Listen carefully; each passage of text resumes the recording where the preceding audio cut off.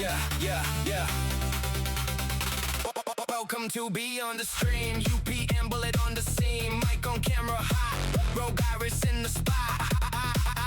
Horror game, she braved that run. Jump scare laughs, then she run. Collab nights with the crew. Chat goes wild when she moves. Tell me how you started. Tell me where you learned it. Late night, bright heart. Now the whole world heard. Be on the stream.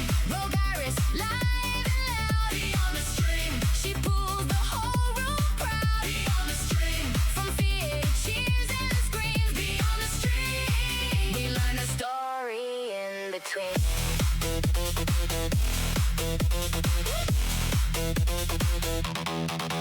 UPM bullet ass real clean. Every step from dream to scream. From first post to community. Built that trust with honesty. When the monster showed that face, she turns panic into grace. Hands up, chat in the air. Everybody meets her there. Tell me what keeps you going when the dark keeps growing. You laugh, you lock in, and the whole room glows. Be on the stream. RogueAiris, live and loud. Be on the stream. She pulls the whole room proud. Be on the stream. From fear to cheers and screams. Be on the stream. We learn a story in between.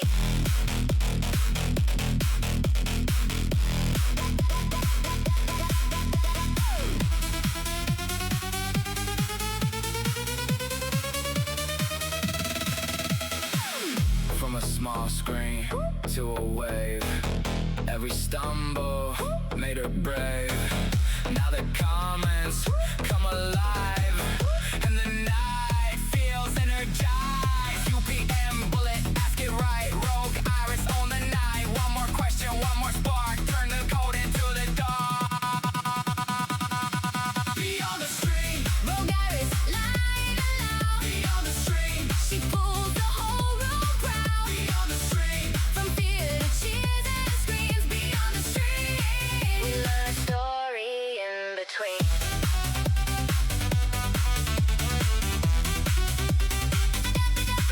Be on the stream. Be on the street. We learn a story in between.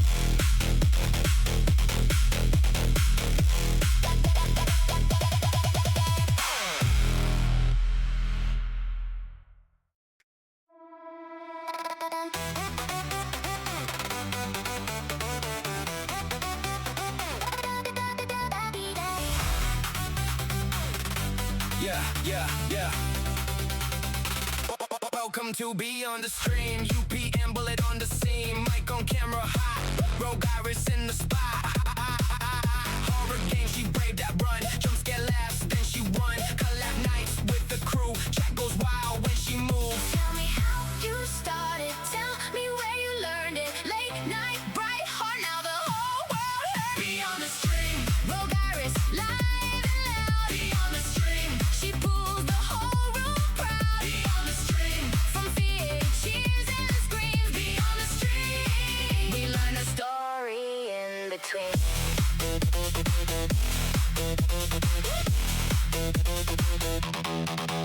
UPM bullet ass real clean. Every step from dream to scream. From first post to community. Built that trust with honesty. When the monster showed that face, she turns panic into grace. Hands up, chat in the air. Everybody meets. Welcome in, everybody, to Be on the Stream with Miss RogueAiris. How is everybody doing? Who all do we have in chat? We have Papa Marshmallow, Killer Chef, Bert's, hello, Hybrid as well. Oh, Rogue, I see you in chat as well. And the Blanco, I hope I said that correct. Crew, welcome in, first time chat as well. How is everybody doing? Let's go. Miss Rogue, how are you doing? Are you feeling ready? Are you prepared? Are you nervous?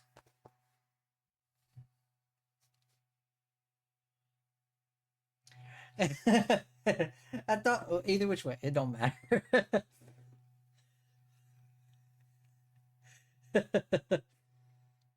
Let's go. You got this. You got this, my friend. I have nothing but faith in you. I believe in you.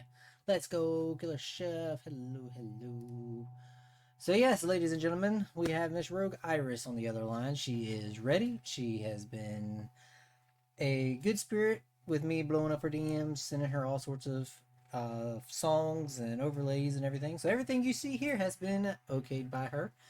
I am excited for this one. She is, if you aren't familiar, she played the headliners with me for my very first playthrough, and we had an absolute blast. She is a great streamer. She does Phasmophobia, so you know I'm already hooked because y'all know how I am with Phas. Just an all around great streamer. So if you guys are ready to meet her, I'm ready to bring her on. Rogue, are you ready to be brought on?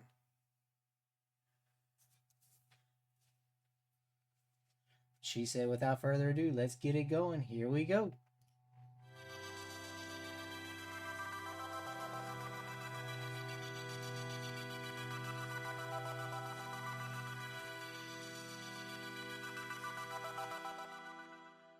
Ten, nine, eight, seven, six, five, four, three, two, one. And now, for the moment you've all been waiting for.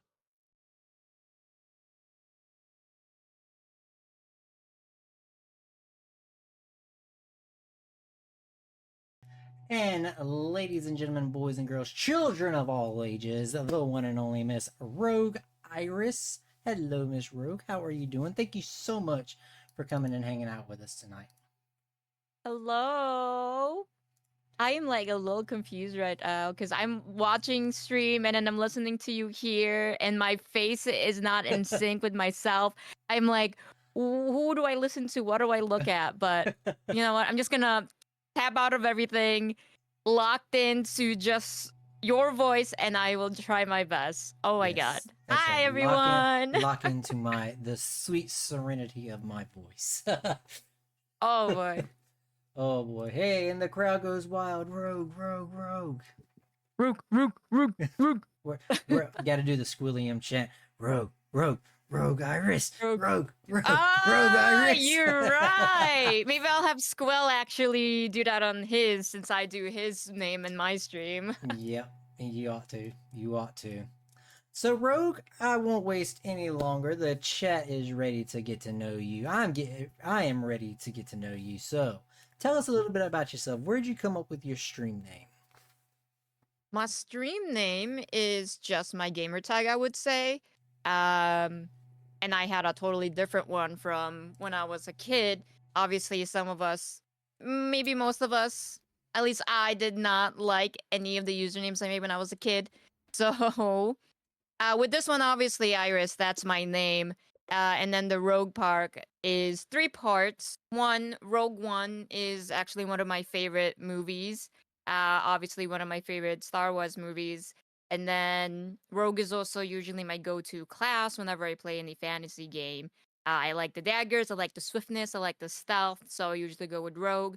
And then the other letters in it actually are just other letters in my real name. And so I thought that that was just a way to tie it personally um, into my actual identity outside of just my interest. And so I just went ahead and did Rogue Iris. The thing is, though, it actually started as Rogue Air 10.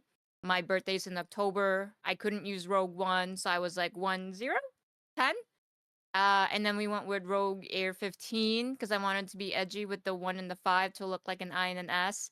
But then I actually started streaming with that name.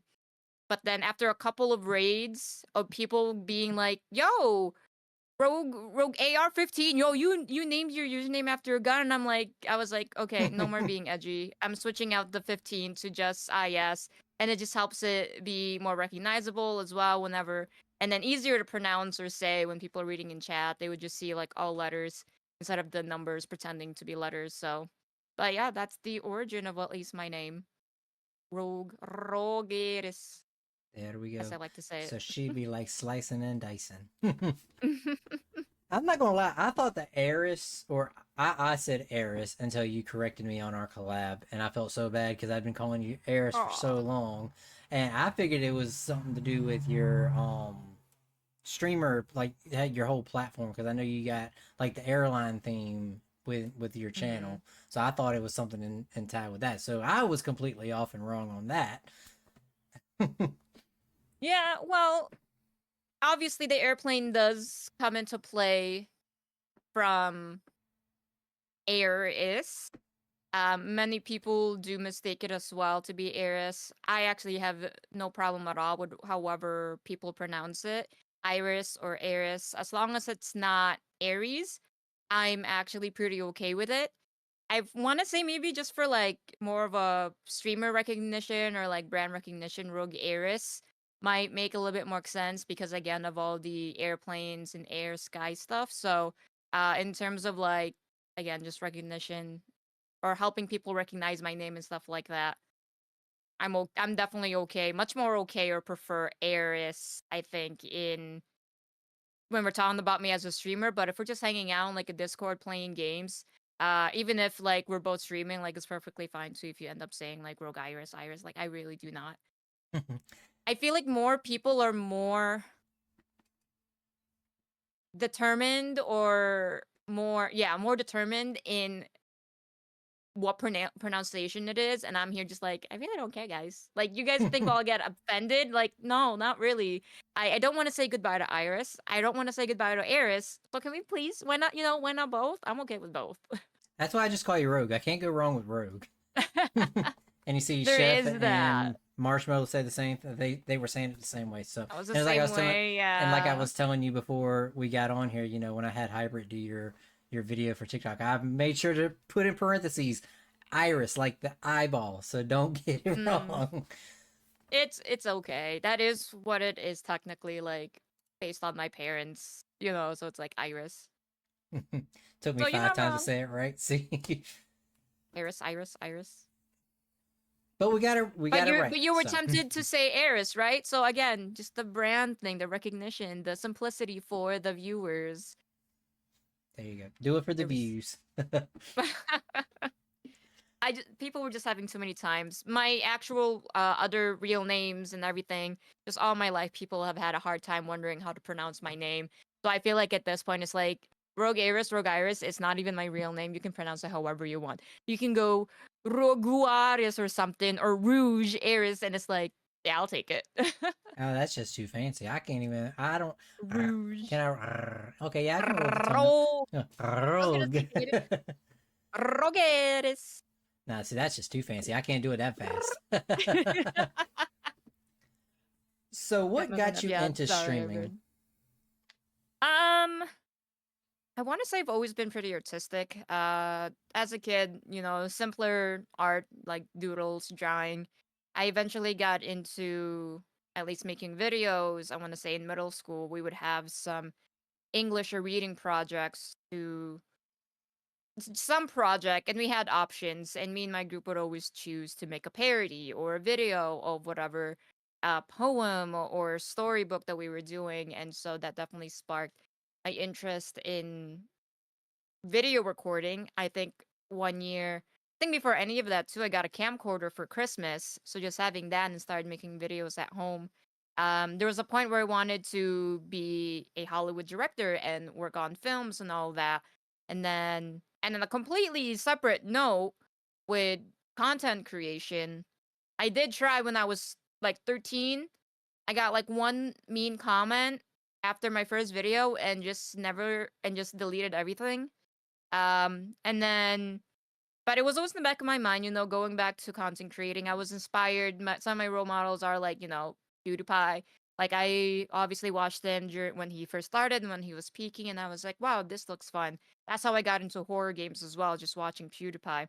And then, school got in the way, whether it was high school, college, and then early career, and then going back for like grad school and things like that. I just never obviously got a chance to pursue it or even played games. So I was away from video games for a very long time. But it wasn't until at least like 2020, 2021 when I finally got a gaming PC, was finally back into playing games. And then it wasn't until honestly like 2024 around the fall when I've decided to watch content creators again, watch streamers again. Just because I found out about Phasmophobia at the time, and I was like, "What is this game? I want to see it. I want to learn how to play it before I actually play it," because I was scared. I watched someone do a tutorial of Phasmophobia because I couldn't do it myself. Um, but during all of that, I want to say streaming maybe has been in the back of my mind because I would constantly try and build up my setup. So, like a nicer camera, a nicer mic each time, learning how to do OBS, lighting. But most of the time, it was just streaming on Discord. So, it wasn't really like streaming. So, I didn't need to like use too many things, or it felt more comfortable because it was just to my friends. But finally, after finding Phasmo, watching content creators again, seeing how much I enjoyed watching YouTube again, like I did when I was watching PewDiePie, that at the end of 2024, I told myself that my New Year's resolution for 2025 would be streaming. And so I think it took me a few weeks, but January, like 21st or something, I did my first stream. Uh, Everything leading up to it was just setting up my channel, putting the panels, putting rules, looking and watching what other streamers do, researching how to start, and then I just haven't looked back since then. And so it's been a great experience. And I just wanted to focus on streaming definitely for my first year, and then it was a fun it was a fun year. I'm finally getting to start playing games for people, playing with new people, meeting new people, and then just in general making content because, just deep down since I was 13. And I feel like it's the same for a lot of many people when YouTube was first starting out, like, oh my gosh, we can make videos, we can post that. And then it's just been on the rise, especially the past few years too. And so it was like, you know what? Might as well. I don't have school anymore. My job is set. I have so much free time. Let's start streaming. So very long-winded answer. Like I said, I'm worried I'm gonna go on tangents, but hopefully, I told my story. I hope I stayed on point. You did But yes. fantabulous. But yes, so January of this year, as in 5 months ago, January of this year, or January 2025. 2025. Oh, okay, So, okay, so this is my second year of streaming, okay. Well, basically. I have enjoyed the ride for the short time that I have been with you, and I think I was through Squill that I met you through a Phasmo collab, and like I said, Phaz is my game, so I Mm-hmm. followed you like instantly, and look at us now. Ain't look back, been taking Yeah. pictures of aliens and Watching each other throw civilians on landmines and oh put them on the yes, newspaper. yeah, fun times, fun times. So let's see. We just answered that question for how long you've streamed for. Do you stream on any other platforms other than Twitch, or is it just mainly Twitch? It's mainly Twitch for now. I did just started YouTube this year, but I'm gonna focus on just posting videos on there first, and then maybe I'll dip into like the dual channel streaming. But for now, it's definitely just Twitch. Gotcha. And let's see. First time chatter, Bryn Alien Force. Welcome in, welcome in. Let's Hi, see. Brenna. That's Brenna. my girlfriend, actually. Oh, okay. I'm sorry. See, I'm horrible No, with you're fine. names. I am Bren 10 horrible. Alien Force. It is, I mean, whatever. She has a 10 there. Her name is Brenna, though. Hi, Brenna. And then I'm not sure, the Blanco crew, you guys sound familiar. I'm assuming you're some in real life friends, and if you are, thank you for being here. If not, I still thank you for being here. But, it's Yes. also nice to see some people in real life come by and support. But again, support, and that's nice. Thank you Yes. guys. Yes. Thank everybody for coming out and supporting Miss Rogue. And if y'all aren't following her, her links have been dropped in the chat. Be sure to go check out all her socials. Because that's what tonight is about, is, meeting somebody new, following somebody new. AKA your next favorite fast streamer, because I suck at the game. She's a lot better than I am. The only thing I'm good at is talking shit about the game as I play it and screaming to the point that my mic clips all the time. But if you like that, So what kind of games do you stream, or do you have a favorite type of game that you enjoy streaming? right now obviously it would be my horror co-op games. I do try and lean towards horror or some type of new janky co-op game. I think it's been I'm trying to do. I am trying to come up with a schedule. I would like to keep playing indie games. I would like to do horror games, and then I have started doing RPGs because I do like to play those in general. And might as well, like, why am I playing this off stream? I could just do it on stream. So I've been able to finally um include those as well for my streams. But right now the rotation is definitely horror, co-op, whatever new friend slap has been published on Steam, and then RPGs. Do you have a favorite RPG? I mean, I feel like that whole genre is so diverse. I mean, I mean, Pokemon's like an RPG, and just I would say that that's my childhood favorite for sure. Is either Pokemon Emerald or Pokemon Pearl. The newer ones have yet to, really give me that same spark yet. Um, but of course, I still play them. Where otherwise, I do enjoy very long. I mean, I'm playing Kingdom Come Deliverance right now, so it's kind of like a simulator game, but also a story game. Um, but it's been a while since I've been playing any video games, and the most that I have been playing are just your horror co-ops. Haven't touched any RPGs, any recent ones either, in a while, except for Pokemon. So it's hard to tell. I just like a good story. I did play Far Cry before, and I did like that. Just the different, hunting, fishing, gliding, whatever activities, and then I guess Kingdom Come is the same where you can do different things, and you can play however you want to play. Uh, Probably just those that let you have like your own adventure, let you decide like what class you are, pick up whatever items, make whatever decisions you want, kind of RPG games because full autonomy, full immersion. I could watch someone play it, but then if I play it, it's not like I saw any spoilers. I can still have a completely different experience. Oh yeah, for sure, for sure. Mhm. And W on Pokemon, for sure. I think that's Mhm. all of our favorite childhood games. Just saying. Yeah. I just completed Leaf Green on the Switch finally Oh earlier my today. god. So I haven't bought it yet because I did get Pokopia or Pokopia, however you say it, and I haven't like done what I want to do with that game yet, so I'm holding off on new games until I finish it. I got a lot of backlog on my PC, not so much on the Switch, and I would like to keep it that way for the Switch, especially because they're way more expensive too. yeah, I just recently got into the Switch game, so I'm way behind the eight ball and everything. And I was looking back because I was gonna buy I was gonna buy Let's Go Pikachu, Let's Go Eevee, and all that. And I was like, bro, these games came out 10 years ago. Why are they still sixty Mhm. dollars? So I was kind of hurt on that one. So slowly we'll build up our Pokemon crew. I know. It's crazy. So we have your favorite type of gaming that you will stream or play. What on the opposite side of that? What games will you not play? Like absolutely, you could not pay you enough to do it. Just absolutely not. I'm not doing it. Mm, I don't know.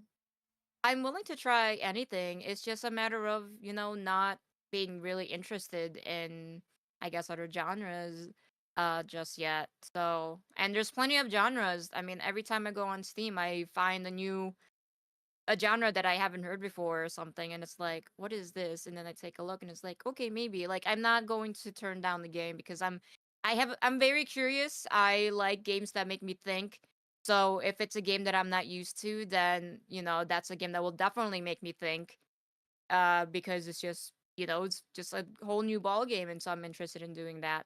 Um, I want to say I'm sure a lot of people say horror because they don't want to get scared and stuff like that, but obviously I already play that.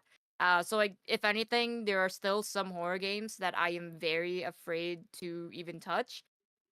So, but it has slowly kind of started building. Like I was like, I'll never play Outlast, and I'm like, oh, maybe I will. Oh, I'll never play Mortuary Assistant.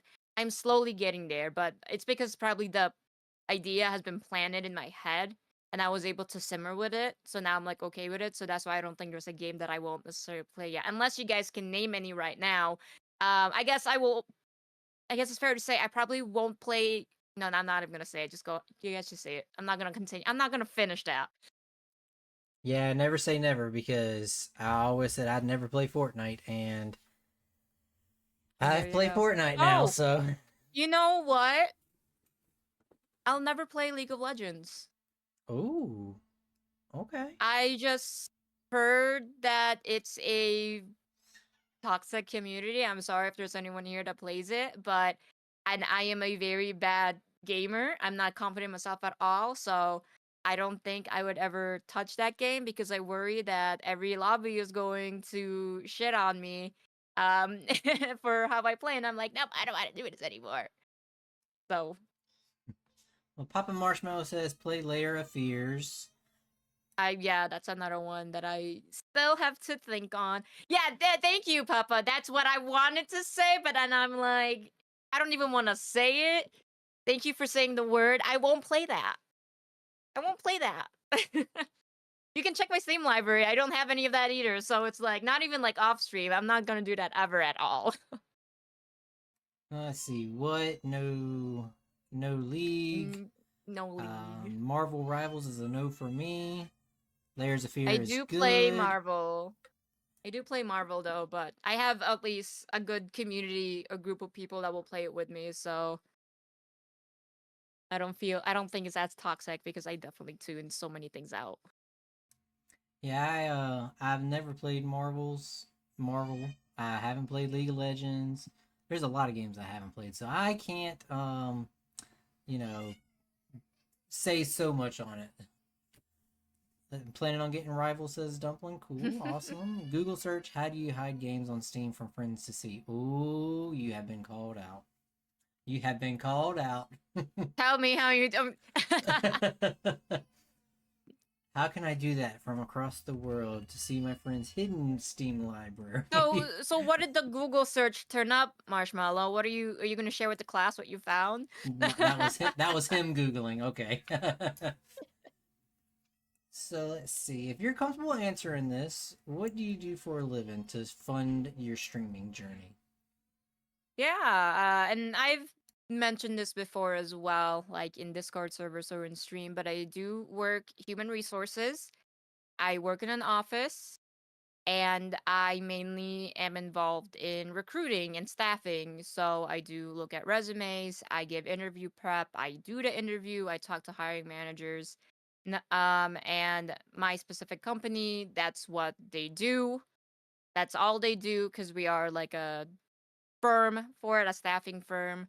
And so I just know about hiring trends from different industries. Um, Even if I don't recruit in that industry, I just hear it a lot and on the floor. People are always and just always talking shop and talking about work.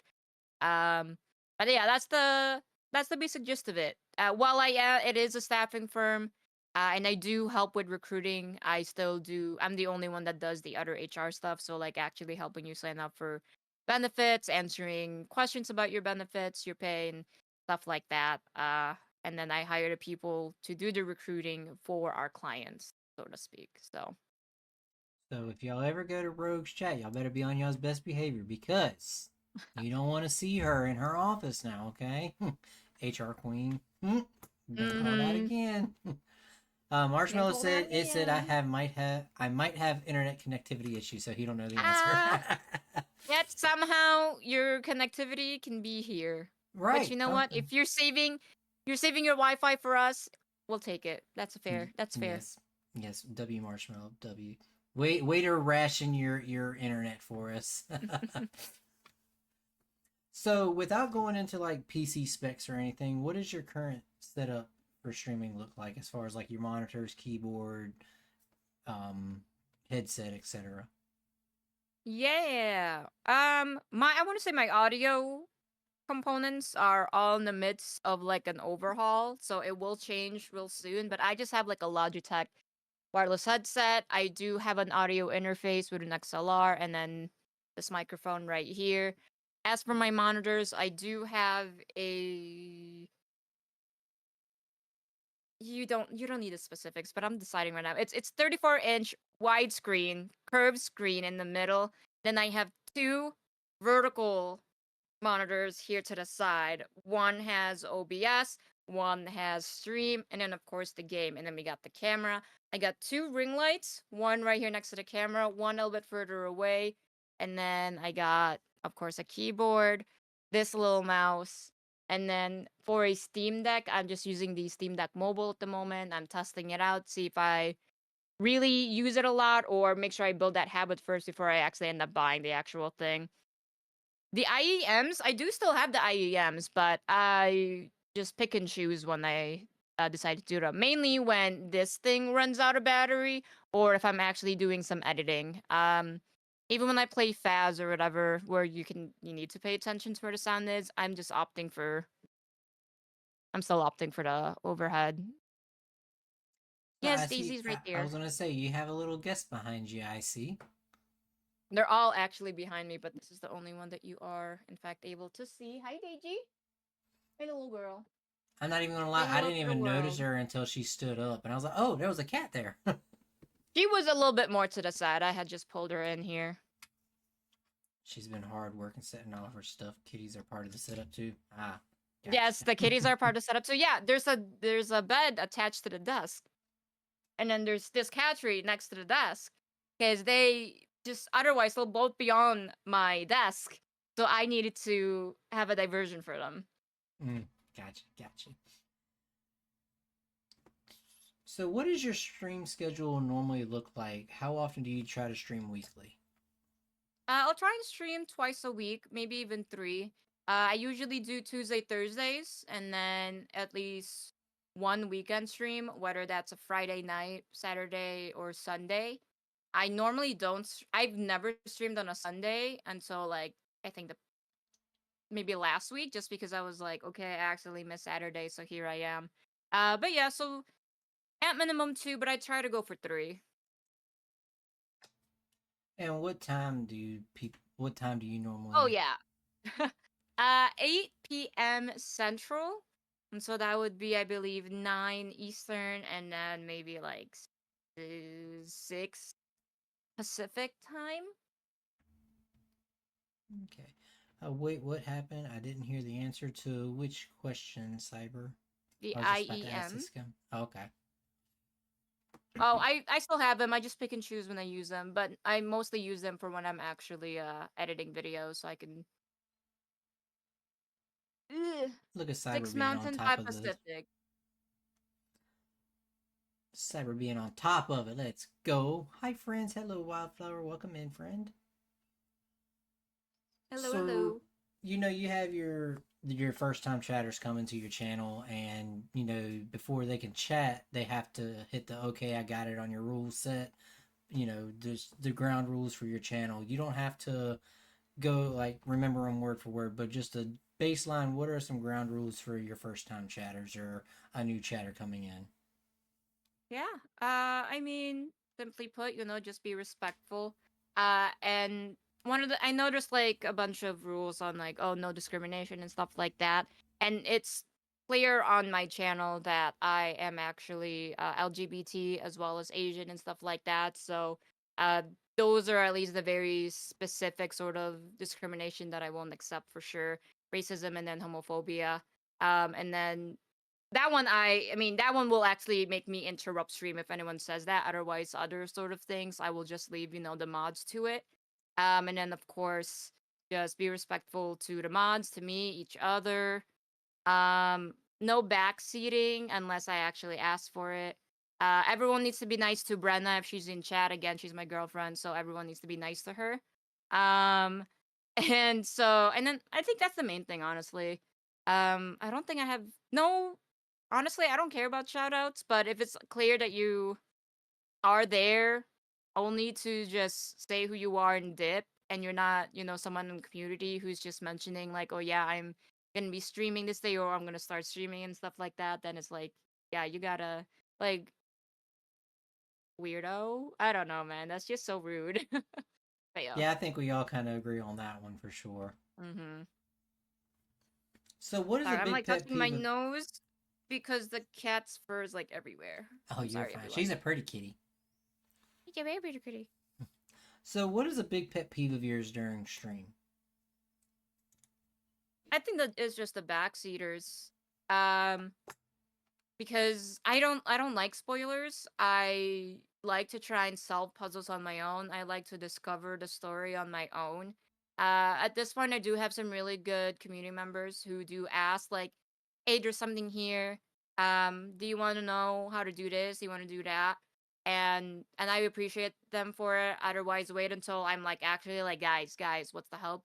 Because yeah, I've had a few people literally tell me like what to do 5 steps ahead, and then my playthrough feels like too scripted or too, and it's like I can ignore it, but I also can't because I already looked at it and now it's like at the back of my mind and I'm just gonna keep looking at it.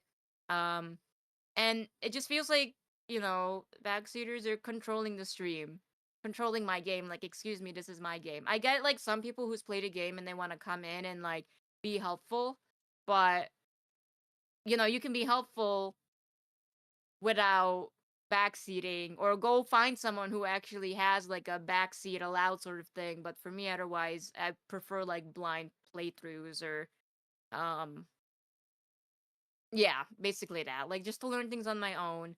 But it also depends on what that thing is. I know sometimes there's a glitch or sometimes whatever. Like those are, so it's case by case, but I think we all know what I mean by like don't backseat, don't try and control my stream and stuff like that. Let's, Right, yeah, and like as what Cyber is saying, it just depends. And it also depends on who it is. Some people I will allow to tell me what to do because I asked for it, and then some are just unsolicited and it's like, bro, why are you fighting me on this? And they argue with everyone else and stuff like that. So it's like, for sure, yeah. I did Little Nightmares for the first time the other night, and Mandy Red Rose came in and she was like, "I love Little Nightmares." I said, "So I'm assuming you've played this game." She said, "Oh, I love this game. I've played it numerous times."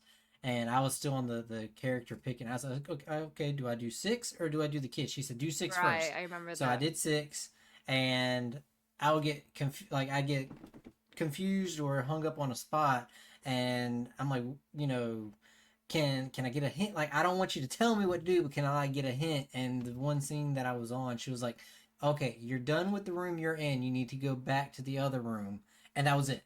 So I got out of that room and I went back. Go, So, yeah. and then I was running around that room for about 5-10 minutes before I finally realized. I was like, "Oh, this is where I go. Thank you so much." Like, it's just that Right. it was just that little subtle hint of, okay, you're done there. Just go back this way and figure it out from Yeah. there. So Like, wait for me to ask, give me maybe one step, like literally one hint, and not tell me literally the next 5 steps. yeah, yeah, because Like, with turn that here, one, turn there, jump here. Like, dude.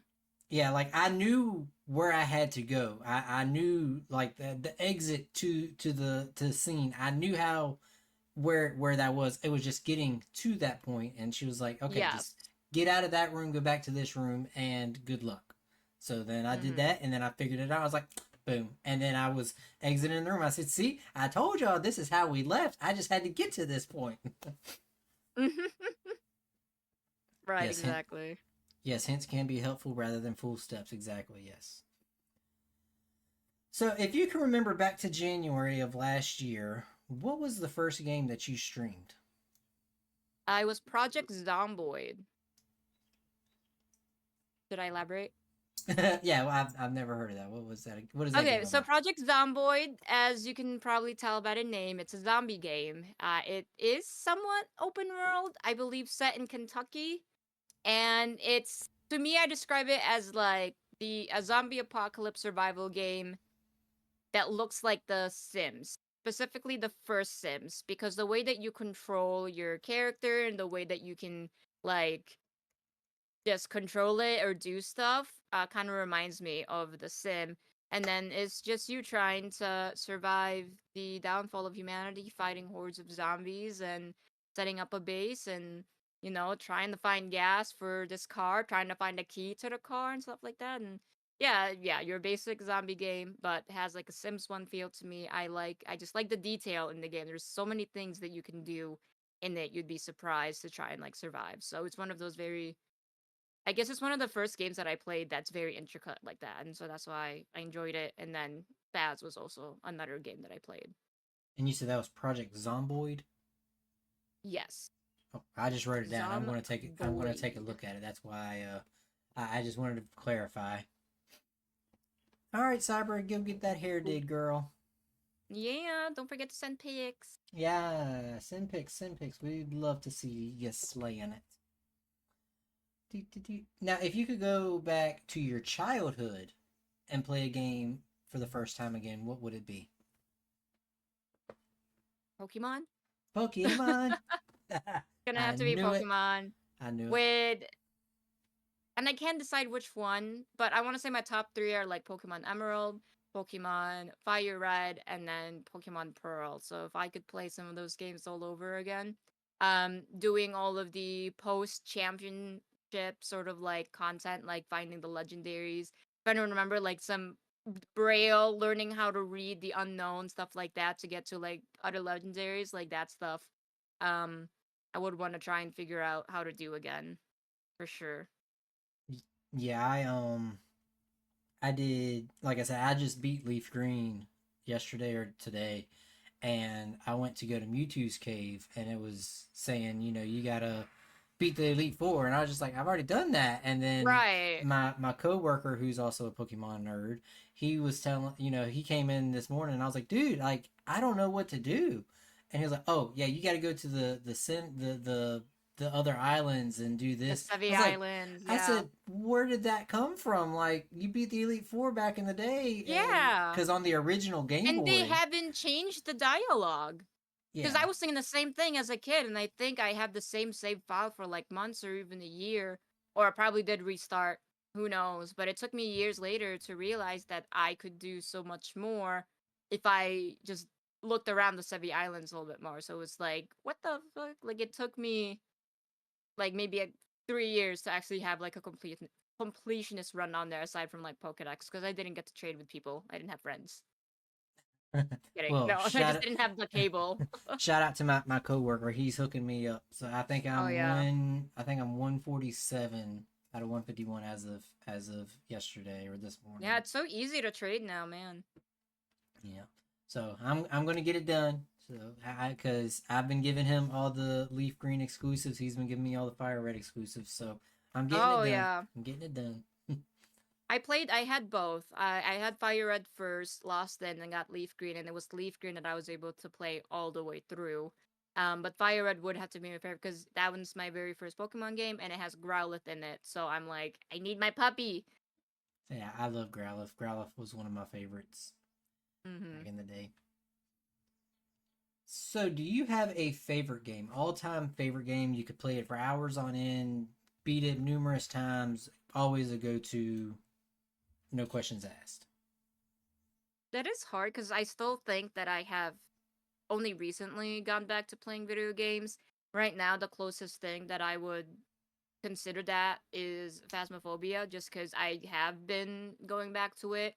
There was a little bit of time where I was burnt out, but then they rolled out with a bunch of new um updates, throughout last year. So at least each time I hopped on, there was something new to like try.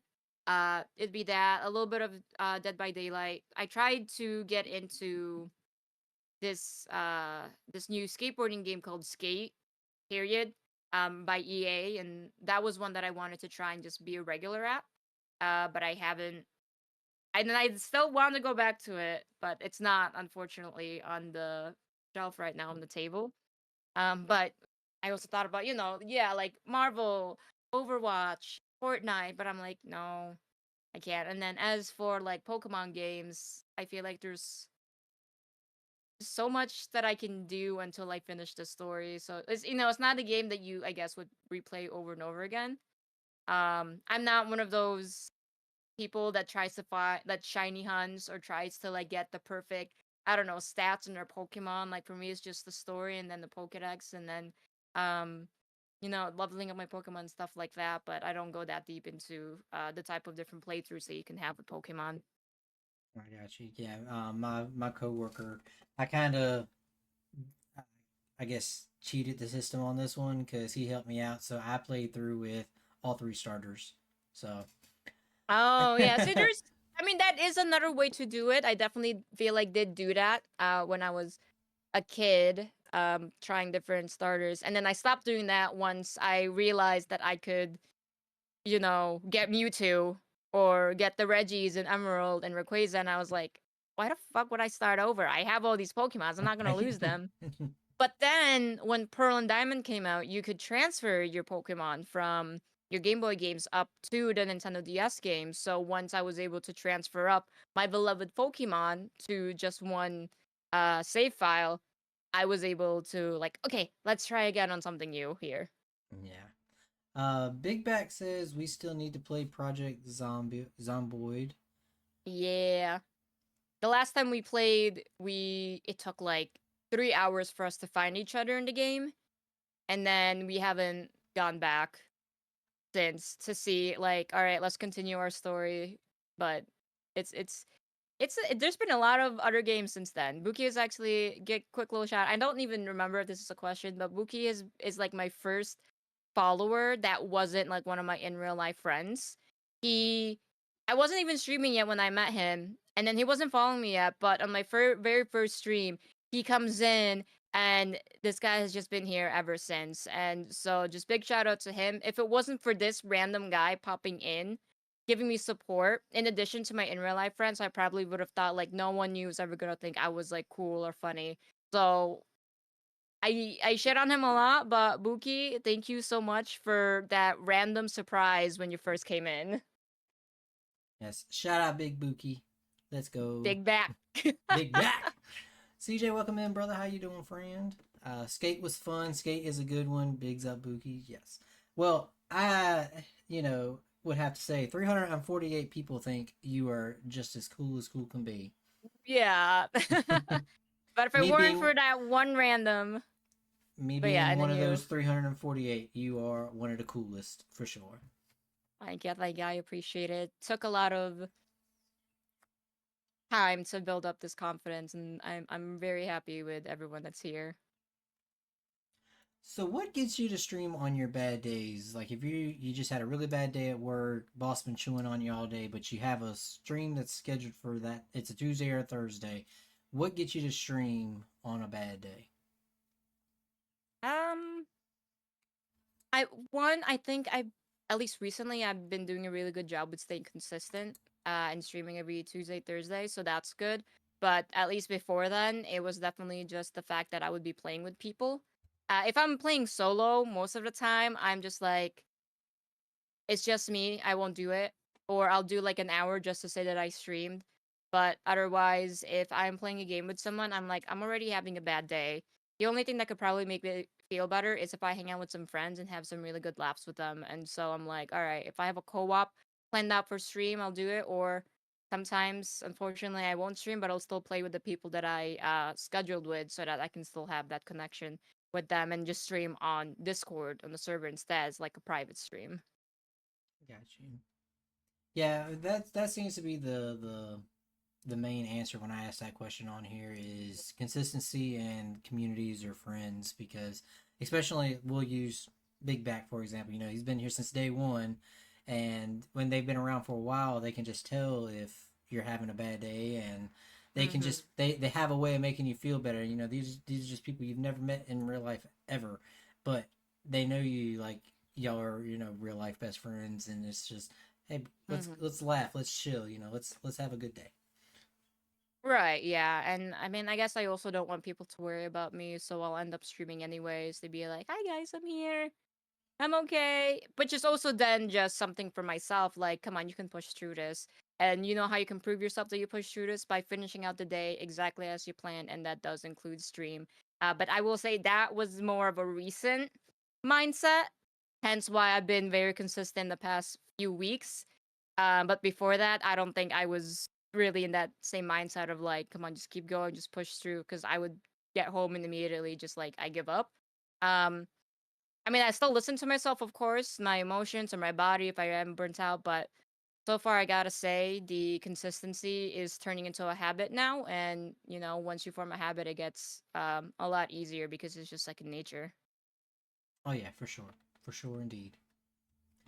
Have you ever since you started streaming? Is there anything you regret not taking advantage of? I don't think I have any regrets at the moment or at all. Um, I guess there could have been some things that I could have done sooner, like maybe YouTube or, branching out a little bit more, but I waited this long for a reason, and that was to make sure that I was actually ready for it. Was everything at work okay? Is everything else in my community okay? Is my Twitch streaming like okay and things like that? And so I was very forgiving with myself because I want this to be a hobby. I don't want it to feel like a job where I have to clock in every Tuesday, Thursday at 8 p.m. kind of thing. Um, and so I just wanted to make sure. I feel like I'm going on a tangent now, and I forgot the question. Can you repeat the question? Is there anything you have? Is there anything I don't you regret regret anything. not taking advantage of? No, I just don't. I don't. And that's how. I don't regret anything. I waited this long, waited until I was fully ready with it. Um, should I take? What was there to take advantage of? I guess, like in my experience, I guess. So it's like, I guess there was nothing. And if there was something to take advantage of, I probably did. I am just blanking out on that, concept because it's like, I did everything by my own terms. I did everything when I was ready, when I actually felt okay with it, when I made sure that, my priorities in real life were done. And so, because I was able to have that mindset as well, that, yeah, I just don't regret. I mean, I guess I regret maybe I regret not recording some older videos. I was doing Silent Hill in October. That could have been like some nice videos to eventually put on YouTube. But otherwise, it's like I wasn't recording anything because I was only streaming. But otherwise, it's like I took my time. I listened to myself. I listened to my limits, and I did it one by one and slowly. So I'm actually really proud with how I did it, even though maybe it's slow to some people on, I guess, how they would want to have their channel grow. But for me, I'm like, this is exactly where I'm meant to be, and I'm like very happy. Ever since I started streaming, it's been nothing but just like I love doing this, and that's because I never put any sort of like high expectation on myself. Very well said. Very well said. I hope so. It was lost my thread of thought because it was getting too good. Yes, yes. Let her cook. Let her cook, chat. Let her cook. I dropped the spatula. And I just realized that you've been talking about how big of a fan of Pokemon you are and everything. I just Oh realized you yeah. had a Gengar on your hat. I Yeah. just realized that when you were getting all up in the hot and heavy and the mic and everything. I was like, wait, is that a Gengar? That is a It is, yeah. Gengar. Every now and then, I go to like whatever department store, like let's say Target, and I always pass by, the video game section, Nintendo with the Pokemon. I see what they have, and I saw this originally. I don't remember how much it cost. I didn't buy it, and then it came back some weeks later, and it was on clearance for $3. And I'm like, and it's Gengar. I could wear this for my horror stream. So I was just like, pop. It's just on brand. I have beanies with like my logo on it as well and stuff like that. And like the Nike stuff, and I feel like that's just all a part of like this is what you see. You see my forehead. So it's like the beanie, whatever beanie the hats I see, I'm always looking to see like what else can I add to the brand. Let's go. Let's go. What has been the hardest thing you've had to overcome since you've started streaming? Uh Definitely the schedule. Cause I mean, it's only been like a month and a half of me being consistent, but who knows what could happen next. And I try and like look back at my past streaming schedules, and it would just be, I mean, I tried to stick to a schedule as best as I could, but it was just messy, and um I would just be exhausted coming home. I don't know, I would come home at like, I try to like schedule stream like maybe 2 hours, 3 hours after I get home, but that was not enough. I don't even know if there was something else going on like in real life as well that would have caused me to not stream on some weeks. But otherwise, it's just that like being consistent, being present, um, whether it's in my streams or like in someone else's stream and things like that, making sure that I can commit to it certain days, but never really quitting. And then, of course, not getting jealous of other people who may have more viewers or more subscribers than me and things like that. It was definitely, of course, I'm sure we're all familiar with like, don't compare yourself to other people. focus on yourself sort of thing. And I want to say that scheduling and that, and especially because if I see more people and I'm like, I only have this, I'm like, maybe I should just quit because I'm not like that person. So it was just a lot of self-esteem things, I believe, and then just scheduling. Yeah, I feel like we all have that comparison. What's the word?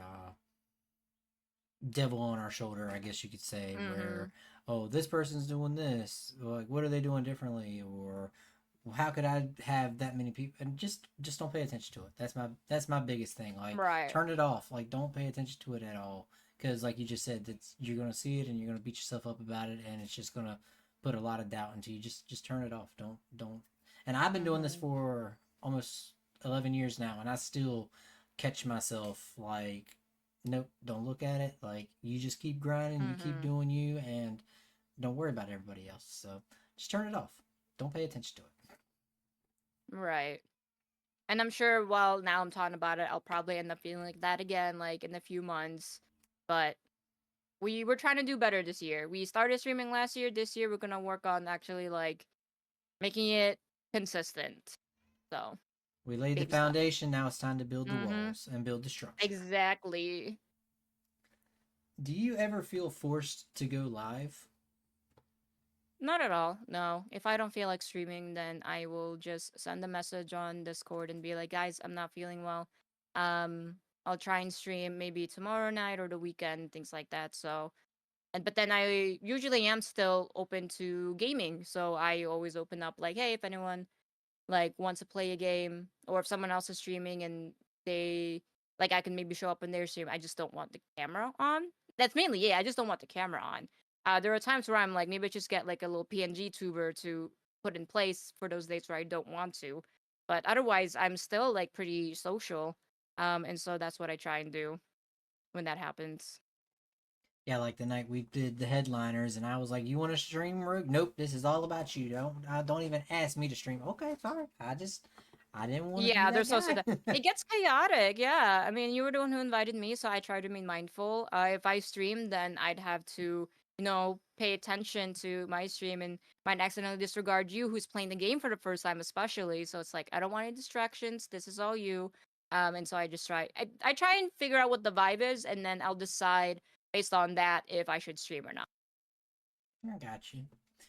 Now, Hmm. if you could collab with any streamer, whether it be a big streamer like PewDiePie or a smaller streamer, who would it be? Um, I would actually love to collab. So my favorite big streamer right now is InSim. He's the one that I learned Phasmophobia from. He's the one that finally got me to like, you know what? I think I'm ready. I can totally stream. Let me try it out. Let me do it. And I still watch him. I get all of my Phas updates from him. I watch him on YouTube. I'll keep him playing. It would be nice to. It'd be really cool to like play Phas with him or Lethal Company or any of like the horror co-ops with him because he has like a really nice sense of humor. He he's a really good gamer. Of course, also like I don't even have to collab with him like for Twitch or anything. Like I would just want to be able to play a game with him, and I don't know, maybe I have a little crush on him too. But otherwise, it's like it would be cool. I don't know. But otherwise, I would want to be able to try and collab with every small streamer that's like in my community. Kind of like solidify and expand the network a little bit more. I haven't been able to like collab with a bunch of people on the Creators Lounge Discord server yet, so hopefully one day I could do that. Leaf and Moshi, I wish I could collab a little bit more. I think we were talking about it earlier. Like I should make like a PNG tuber for them to put next to their VTubers in chat, because that's what they did with a bunch of the people they collabed with today. I mean, I've been playing more with them. It's just they stream while I'm at work, and then by the time I stream, they're like sleeping. So it's like it just hasn't been able to come to fruition. But otherwise, whoever's in the community, whoever I've been talking to in chat and things like that, I would love to collaborate with like everyone and like kind of like combine our worlds, our community, and things like that, just so it becomes stronger. Let's go. And I am always down for Phasmo. All you Yeah, gotta say, Bullet, Phasmo. You name the time, I be there. that ass. All right, sounds good. Y'all can mark my words. Y'all can quote me, whatever. Trademark me, whatever. I don't care. Phasmo is my game. Even though I suck at it, we'll still have a good time. Maybe one day we'll get better. Maybe one day. Maybe. I saw Buggy just come in here. I watch Buggy all the time till I can get better at the game. Hello, Buggy. So, what has been a favorite memory of yours from streaming? One of them, there's definitely several, but one that I think has been talked about the most is last year during Squillhouse's birthday. I did a stream that I called the Shot stream. I think it was the month leading up to it. I was like, for every 5K or 10K channel points you guys donate to the community pool, I will take a shot on this day. And it was the night before Squill's birthday. So I was like, we're gonna celebrate his birthday and I'm gonna drink all the shots that you guys have decided to whatever donate to me or something. And it was just a lot of fun because I think we had like a big group of people show up afterwards. I can't remember if 2v8 for Dead by Daylight was going on, but either that or Among Us, we just had like a big group of people that were all together in stream and then in the Discord server afterwards. And I did end up taking quite a bit of shots, and I wasn't the only one like drinking as well. It was literally a party. That's why this is memorable. It was like one of my party streams, party nights on Discord and stuff. And next thing I know, I wake up with my headphones still on and me being the last person in the voice chat because I had knocked out in the middle of like an Among Us round. And we bring that up because especially too because that was Squill's birthday, and then I think some of us have been talking about kind of doing something similar again. Just got to be careful now because I try and not do like too much drinking or anything on stream anymore, but that was like a special stream. Technically, it was like we were celebrating someone's birthday. It was, I think, also a Friday the 13th sort of thing. And I was like, guys, I want to have fun. Let's do this. Like, you can drink on your own. You don't have to like stream as well. You don't have to whatever. Just have fun, hang out. Otherwise, the other one would be my 24-hour stream last year celebrating 100 followers, because we also had a lot of people show up for that and a lot of people play with us, because I do remember DBT did have 2v8 and we were like a full stack. We had like 8 of us against 2 killers, and that was just a hoot of a time for sure. So honestly, it sounds like the best memories were just those big community nights where I get to hang out with everyone and let loose a little bit. Like on stream I try to make sure that I you know I wouldn't say like professional, but it's still like performing. I still have to be careful with what like I say and things, because I don't want a certain image of me out there still, regardless.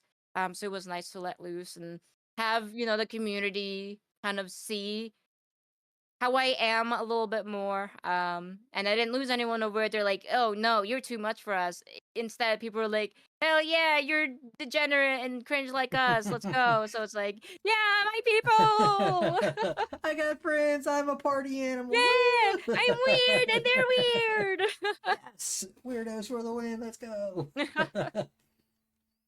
Well, what I'm hearing is I don't need to play Among Us with you because you are very dedicated to that game. Actually, no, I did only like one round. That's it. I don't even play Among Us that much. It wasn't, what was it? Yeah, because by the time I had too many shots. I was like near the end. But it would still be fun. I love playing like Goose Goose Duck because of just, the drama that ensues. So I love games like that. I'll play any game, like I said. Community Except for Duck League, for Goose now. game. Let's go.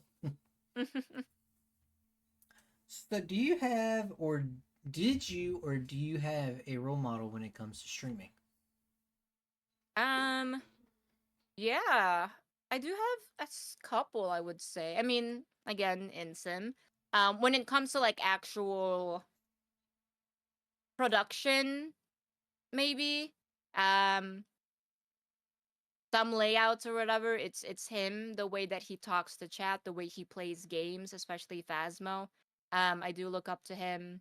And then since I'm on YouTube now, I found myself to kind of follow how Insim does his thumbnails as well. I just really like how they look, and I thought it was like it made sense, so I would do that for myself as well. Of course, I would try and like look at other people's, but a large part of it is definitely from Insim. And then in regards to like smaller streamers, well, always he's very good at like just meeting new people, at building up community. So I look up to him, and I do go to him often in terms of like if I need any sort of like community outreach or like community question, or even just want to hang out in his chat, because he always has like what, even if it's like a few like viewers, he has a very active chat. Everyone's always talking. So if I just want to like dilly dally and whatnot, mess around, do some redeems, I usually go to him. I do also enjoy watching it's Reina with two underscores. She's also in Creators Lounge, but she's not there that often.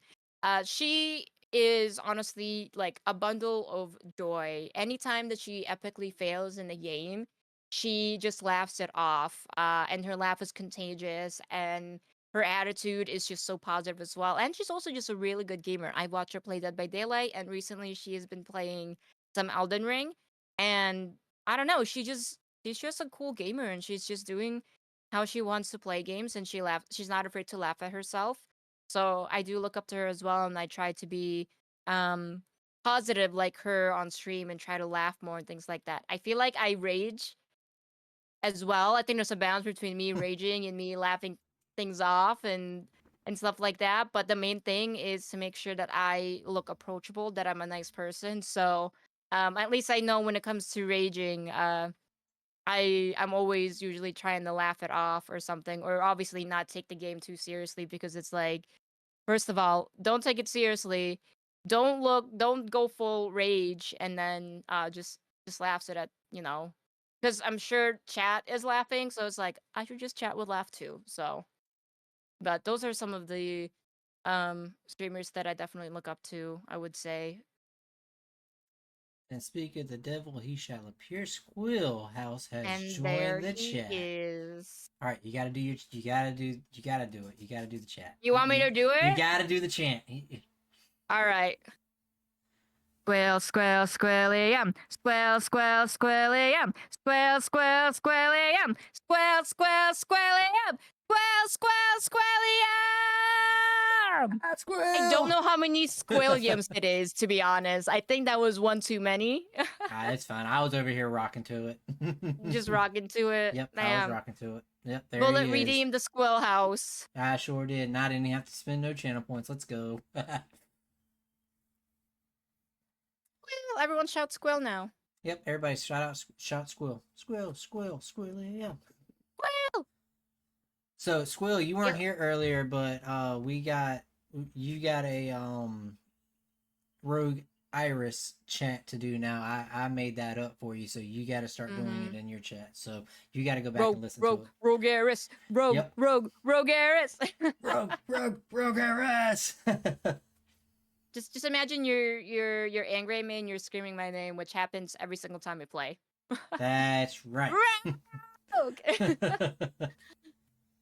So, what is a positive impact streaming has given you?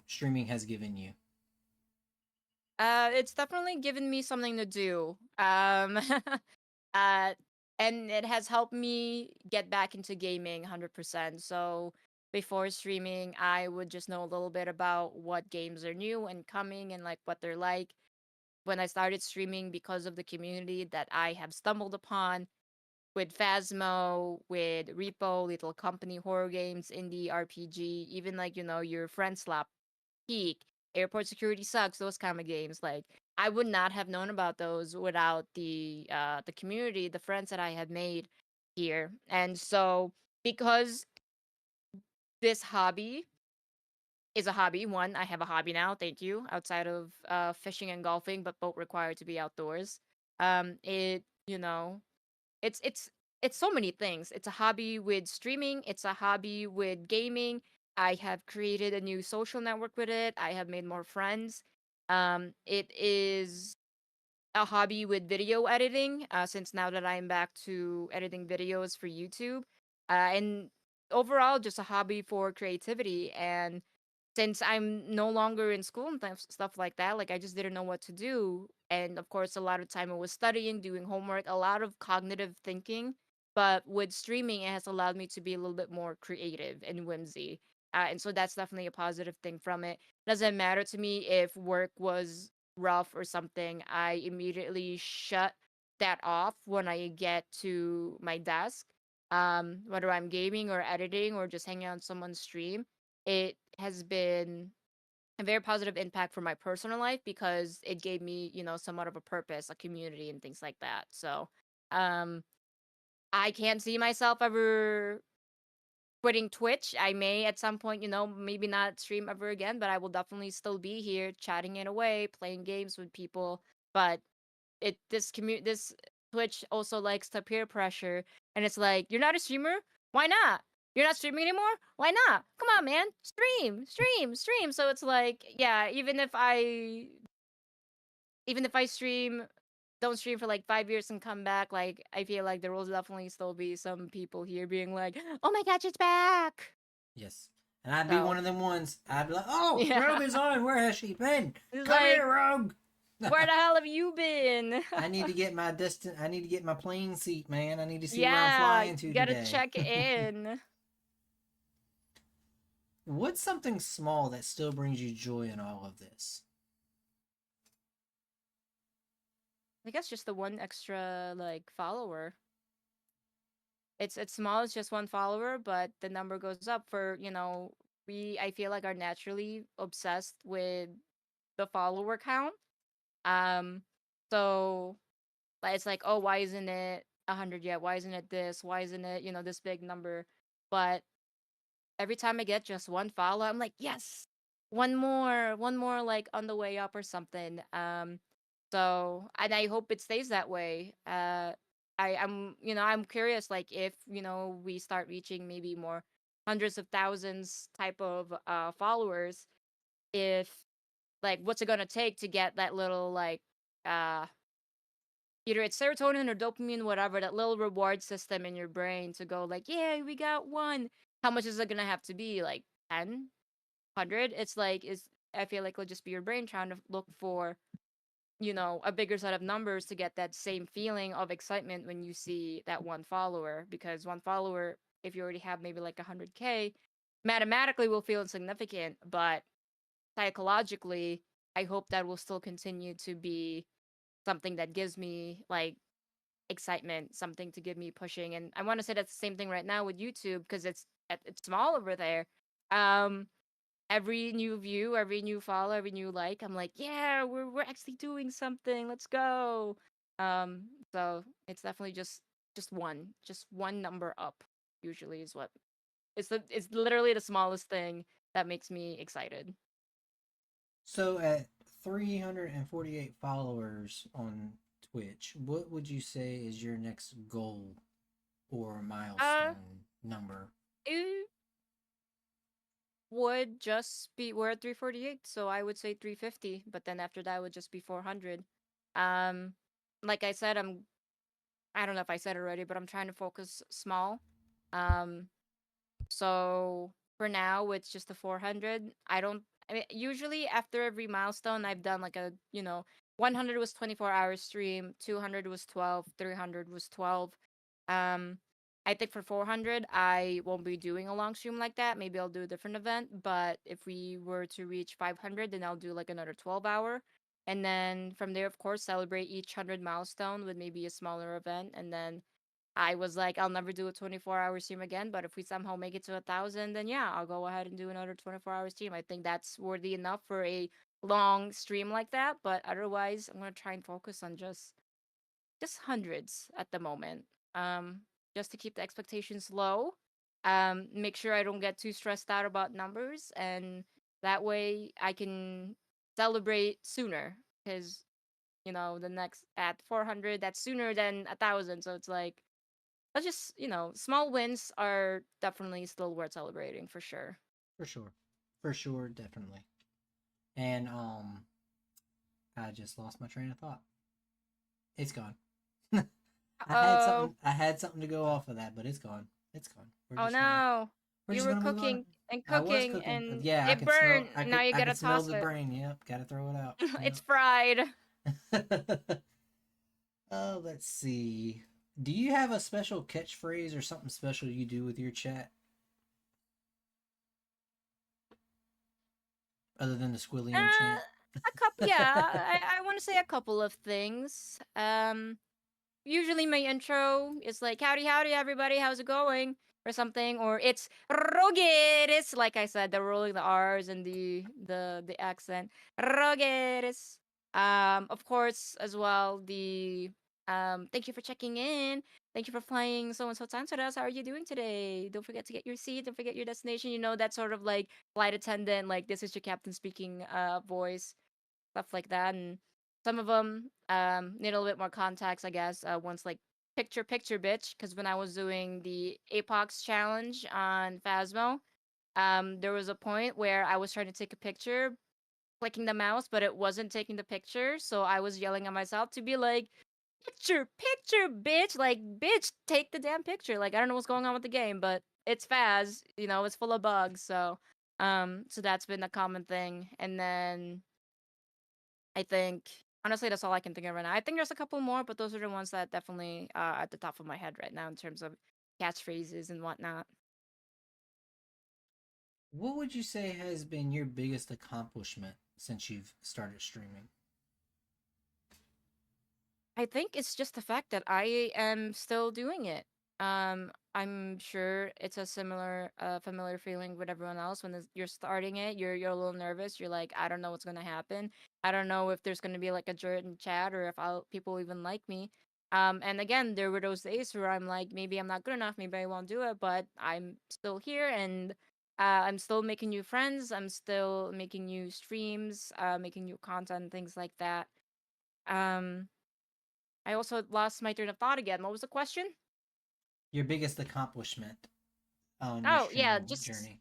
being here, I think, and just having like a super cool and supportive community. And like anytime I talk in any chat or any server, like I am not ignored.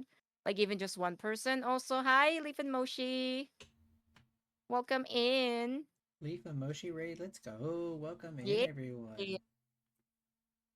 Like I feel like it's not that good of an answer, but I truly am just proud of that I'm still here doing it and that I have found to really love it because when I first tried when I was 13, I had a jerk say, "You suck," and I deleted everything and I've been scared ever since.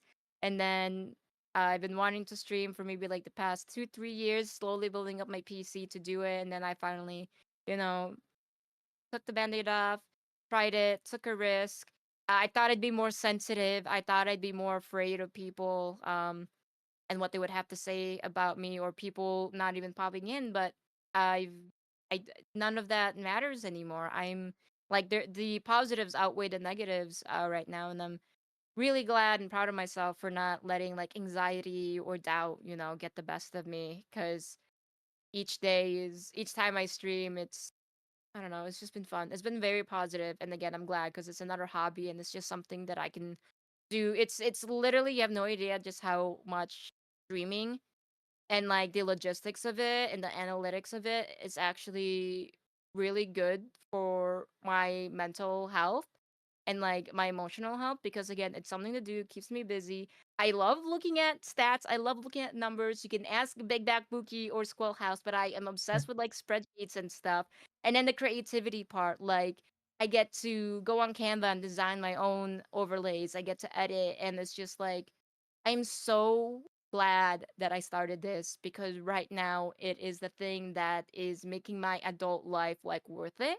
Um and it's not just about my career, it's not just about other people because I'm also a people pleaser. Like I'm actually doing this for myself and I have kept up with it and I have, set boundaries and I have um and proud of being able to balance it all and nothing has fallen apart in the other segments of my life and stuff. So this has been really, I don't know, just had depression before too, so the fact that I'm just still here, it's just like amazing that like 13-year-old me who got the "you suck" comment would probably look at me now and be like, "Oh my god, you're so cool, you did it." So there's that, I guess. It's something.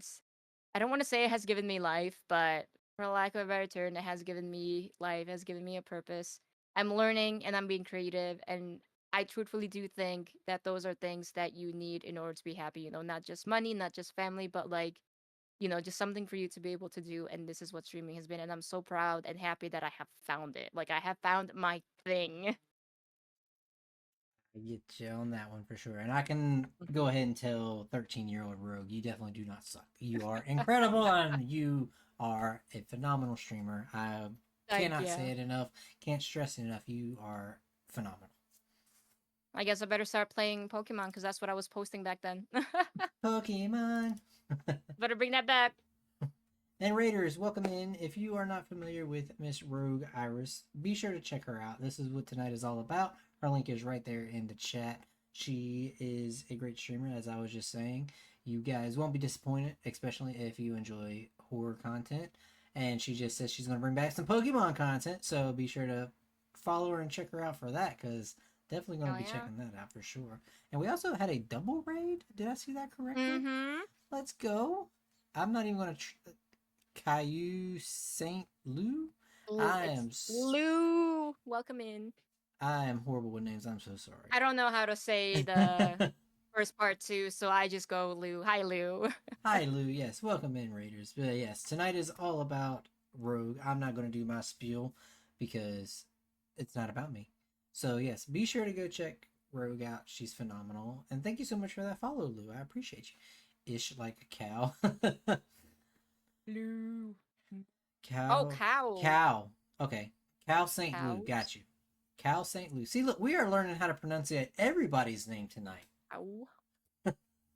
We learned how to properly pronounce Rogue's name. Now we got Cal St. Lou's name correct. Boy, we are just on fire tonight. Can't stop us. We on fire. Hmm. What would you say has been the most difficult decision you've had to make while wearing your streamer hat? There's definitely been, let's say, some drama in chat. One that did involve very serious things, and I had to report someone for it, and the police did have to show up to that person's house. I don't remember how I did it. I don't remember how I was able. I think sometimes I can be pretty monotone anyways. So, and when I try to decide what to do in some games, I literally just pause. So I think when the stuff happened in chat, I was just like, still playing the game or doing something like trying to stay on topic, but in the background doing the stuff that I have to do to protect my community. But that one was pretty serious. I don't want to do any, like, I don't want to trigger anyone, so I'm gonna keep it very vague. But they were just saying some really concerning, troubling things, and so I had to act on it in the middle of stream. And then later on, it turns out that yeah, police was sent to them, um, and then that person was upset, regardless on a lot of us think that it was I don't know, man. Obviously they were just mad. And they were mad and we were like, "Why are you mad?" "Oh, because this person is crazy." But I don't want to just say that. They're just not seeing against the point of view as to why they were reported, and so they started threatening not only people in my community, but Squills and then any community that is associated actually with Squill.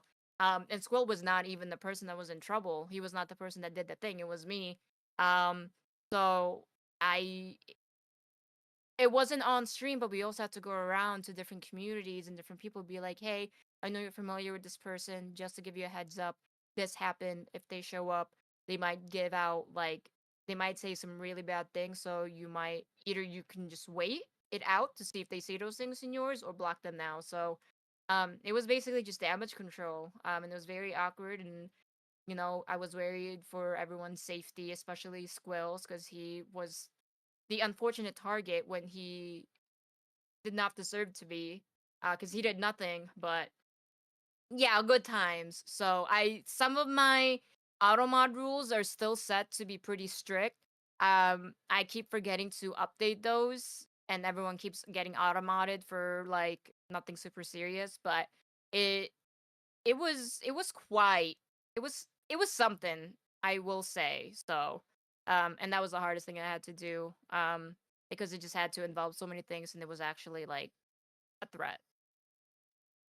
Well, W for you because, Yeah. like you said, you never know if it's a joke or not. So definitely W on you for your part because mental Mm-hmm. health is not a game for sure. Let's, hey, there are silver linings, says Squill. That's helped us make tighter and bring our communities together. Oh yeah, we've had a few people actually end up being really good friends now because they all just got thrown into it. This whole mess that did not have to be there, but now we have something to laugh about, I guess.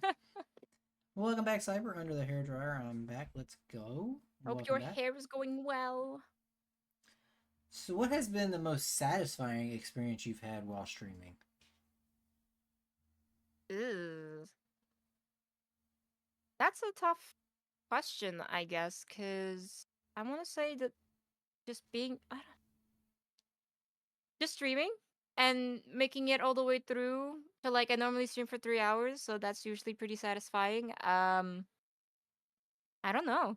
I mean, I played games that have been satisfying, but that's about the game and not necessarily stream. I don't really know. I think it's just the fact that people are still showing up and talking to me. I'm especially, I guess, more satisfied if, yeah, there's more people talking versus just like silence. But it's been a lot more active in like the past few months, so I don't think I've experienced like a slow chat in a while. And even if I did, like, um, I think I've also outgrown that, and I'm like able to just keep focusing on the game and then streaming, because to me it's making sure I get to the 3 hour mark is important. So not only am I trying to be consistent with, streaming Tuesday, Thursday, or the weekends, but also making sure that I stream um like the full session, or cut it by 1 hour if anything, but just making sure that I do end up like hitting start stream and actually showing up for a little bit, instead of just not. Uh, so it's, just a checkbox in my to-do list. Stream, go live. So I feel like a lot of my answers is just about the small things. So I'm like, sorry if none of it seems like very grand and fancy or whatever, or like super like, yeah, let's go. It's just like, no, I'm trying to focus on the small things because I don't want to get a big head or anything either. And get carried away with all of this, because to me it needs to stay as a hobby. Otherwise, it's gonna start ruining my life, I feel like, and I can get like that. I'll start getting very nitpicky and perfectionist. Like my job is paying me to do that. I don't have to be that for a hobby, please. So, um, I think that's just it. Making sure that I stay calm and finish through full stream as well, in addition to consistency every day. Well, I can bounce off of that one because my most satisfying experience watching one of your streams, because like you just hit the nail on the head. You're a perfectionist and everything's got to be fancy. That one night I Mhm. came in there and like none of your blurps were working, none of your check-in stuff was work. That was it's cruel for me to say, but it was just funny how you were reacting to it whenever somebody tried doing it, because you're just like, it's not working, okay, please. Like I could just see you're getting so flustered and so mad because it was not working. On some streams that happens, I like, what do I do? I'll just do it. I have like the sad meow song, and then I have the squirrel house. So if someone redeems it, I'll just be like, meow meow meow meow, or like the squirrel house acoustically, like, oh, I'm sorry, or bing bong, thank you for checking in, like, because I hear it so often, right? Because normally it would be playing. So if you redeem it, I'll still make sure that it gets heard. It's just going to be a cappella. For now, it's now I'm not that worried anymore, because yeah, I'll just do that. I found like a backup for it, but otherwise, it's like yeah, it's like, no, nothing's going right. Especially, I guess, if I have more people than I expect, or if there's a raid. It's like, no, no, no, guys, this isn't normally how we are. Like, I'm sorry, I'm sorry. Like, we're usually way more polished than this. Like, but at the same time, it's such a common occurrence with everyone experiencing like tech issues. So there is that. So I guess also how you react through and deal with the audio issues or camera issues is also, viewers are still seeing this, so it's important to, if anything, just go with the flow, go with it, have a positive attitude. Um, and if anything too, I guess I get satisfaction from, I guess, getting feedback from people later on, like, hey, there was this problem, but you did really good. Good job. So it's like, oh my gosh, you think so? I was actually calm and collected instead of like, because inside my head, it's like SpongeBob and with his brain, like trying to look for like everything's just on fire. The file Everything was cabinet a is on disaster in fire. here. Yeah. Like y'all didn't see or He's hear screaming. anything. Cyber says doesn't need to be fancy. You do well just how Yeah. you are. And Chef, yes, I'm gonna get that put on a shirt. It's never a great stream without some kind of tech difficulties. You know what? Let's make that shirt. Let's everyone just order it now. Yep, we're gonna make a shirt. Not a good stream, and on the back without tech difficulties. Mm-hmm. That's why I try to do like I try to get on these calls about 15 minutes Yeah. early because I can't. I think it was Goons that I did, and I didn't have time to like do the run like the 15 minutes. I think I had like 5 minutes, and I was running through the scenes, and the "Are you ready? Welcome to the Beyond the Stream." The words were so big that they looked good in Canva, but when I put it in OBS, they were bunched together, and I was like freaking out because I was like, oh my goodness, like I gotta run and do this and fix this and do. I Uh-huh. just eventually just like made it 70 times smaller than what it was. Like earlier when we were on and I was running through your stuff and I was like, oh my goodness, there's a white screen at the end of your chat. Like, where did that even Oh come from? yeah. So, yeah. So, but Things fun that times. most Fun times. people probably won't notice or realize, but you're the one who made it, so it's Yep. like obvious to you. Like you know how it's supposed to look like and stuff. So Yes, indeed. Because it definitely caught me off guard because I was sitting here just chit chatting with you and it just caught out of the corner of my eye. I was like, what was that white flash?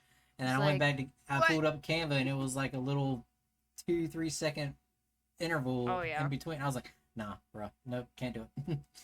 Mm-hmm. And then it was like 7 o'clock, and I was like, ah, I always start on time. What do I do? All right, we'll just download it, and when we get to that scene, I'll just load it in real quick. Yeah, yeah. Nobody will Just ever know.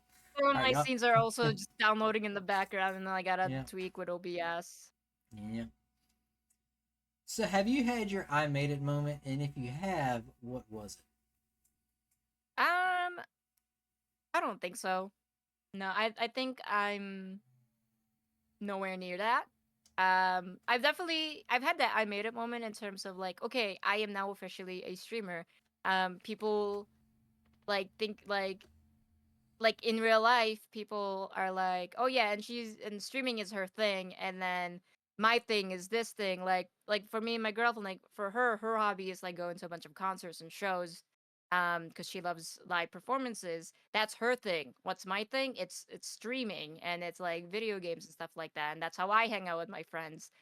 Once I guess that became my identity in real life, that's how I know like, yeah, I'm a streamer and I fully owned it. And like, because if I were to just start and people say like I'm a streamer, I'm like, no, no, it's nothing. I just started, so I wouldn't say I'm a streamer.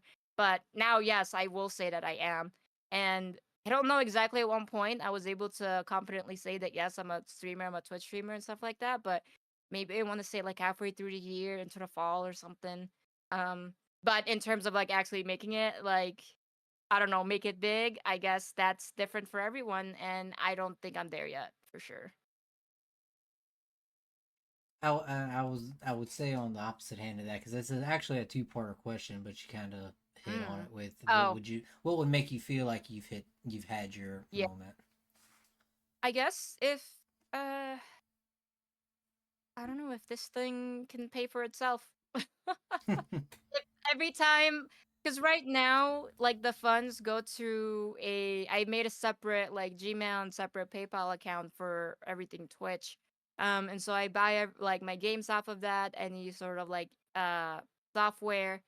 Um if at some point I'm able to use that, to pay for, my Discord Nitro, maybe some boost on there for the community, and the gift subs and or just regular subs that I give out to people on Twitch when Twitch can literally just fund itself, then I guess that might be enough, I would say, in actually making it like it's self-sufficient, so to speak. So like the community just feeds itself thing, and I don't know what that number is going to be like, because especially as different prices change, who knows.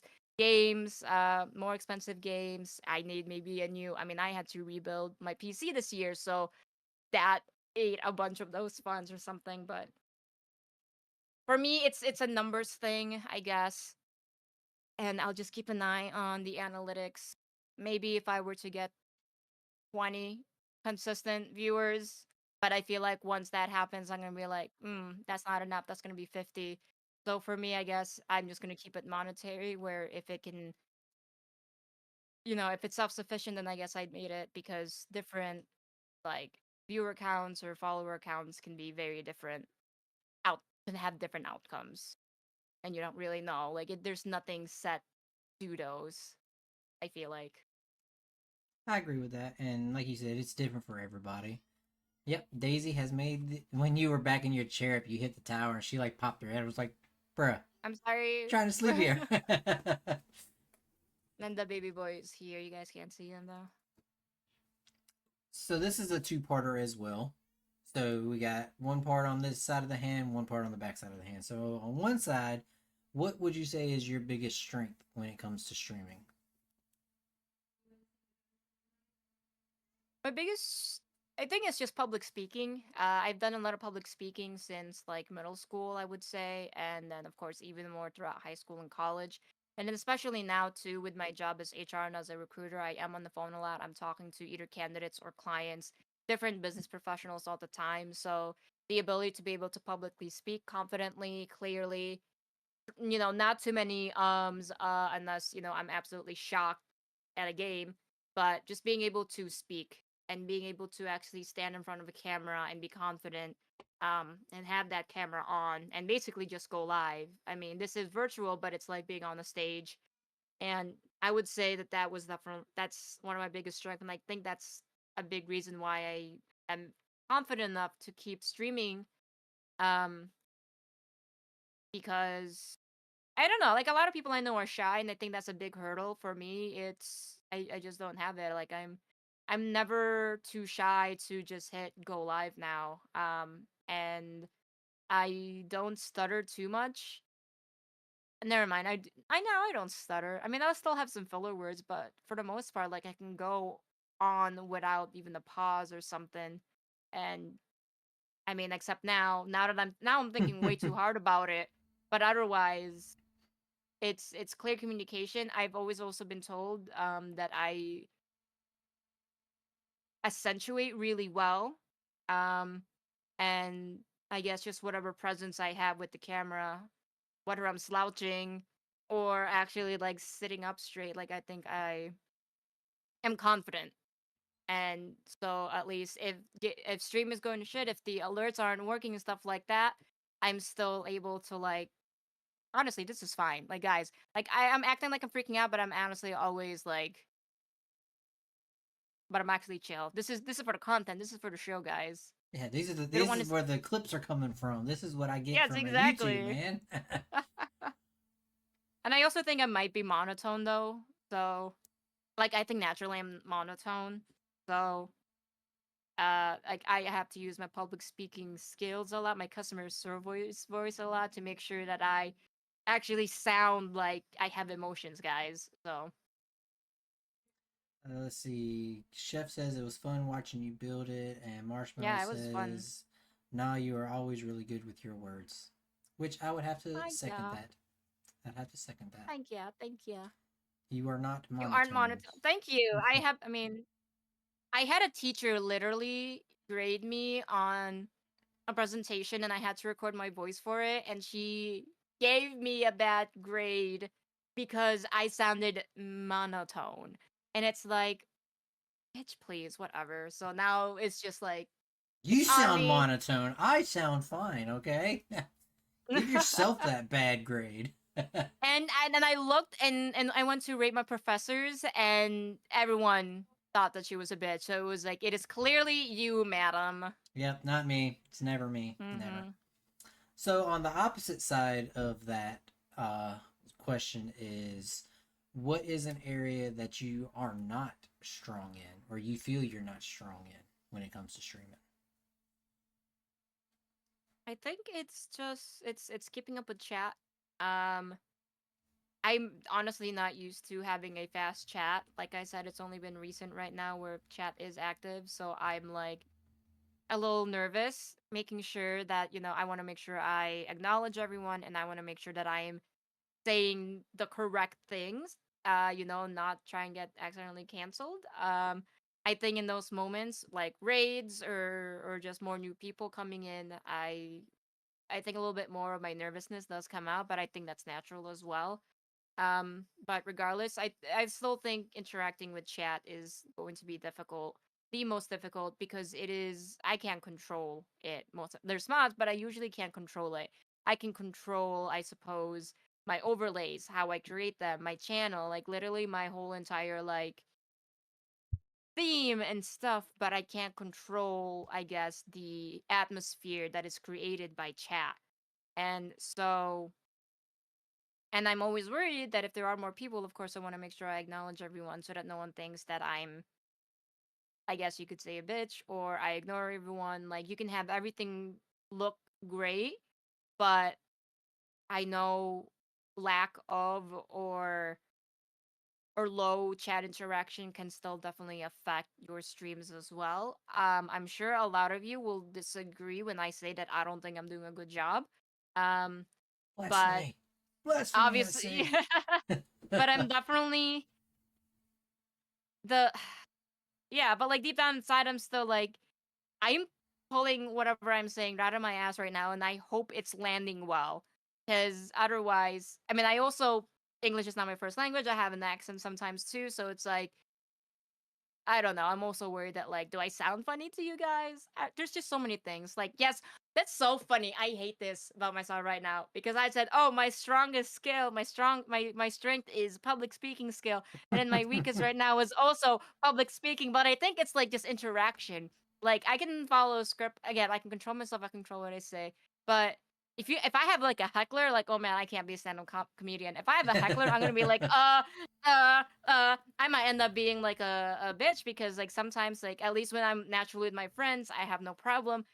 We'll insult each other and stuff like that, and I'm like, well, I hope I don't accidentally say that, whether even if it was called or whether it was like this well deserved or not. I'm like, I hope I don't make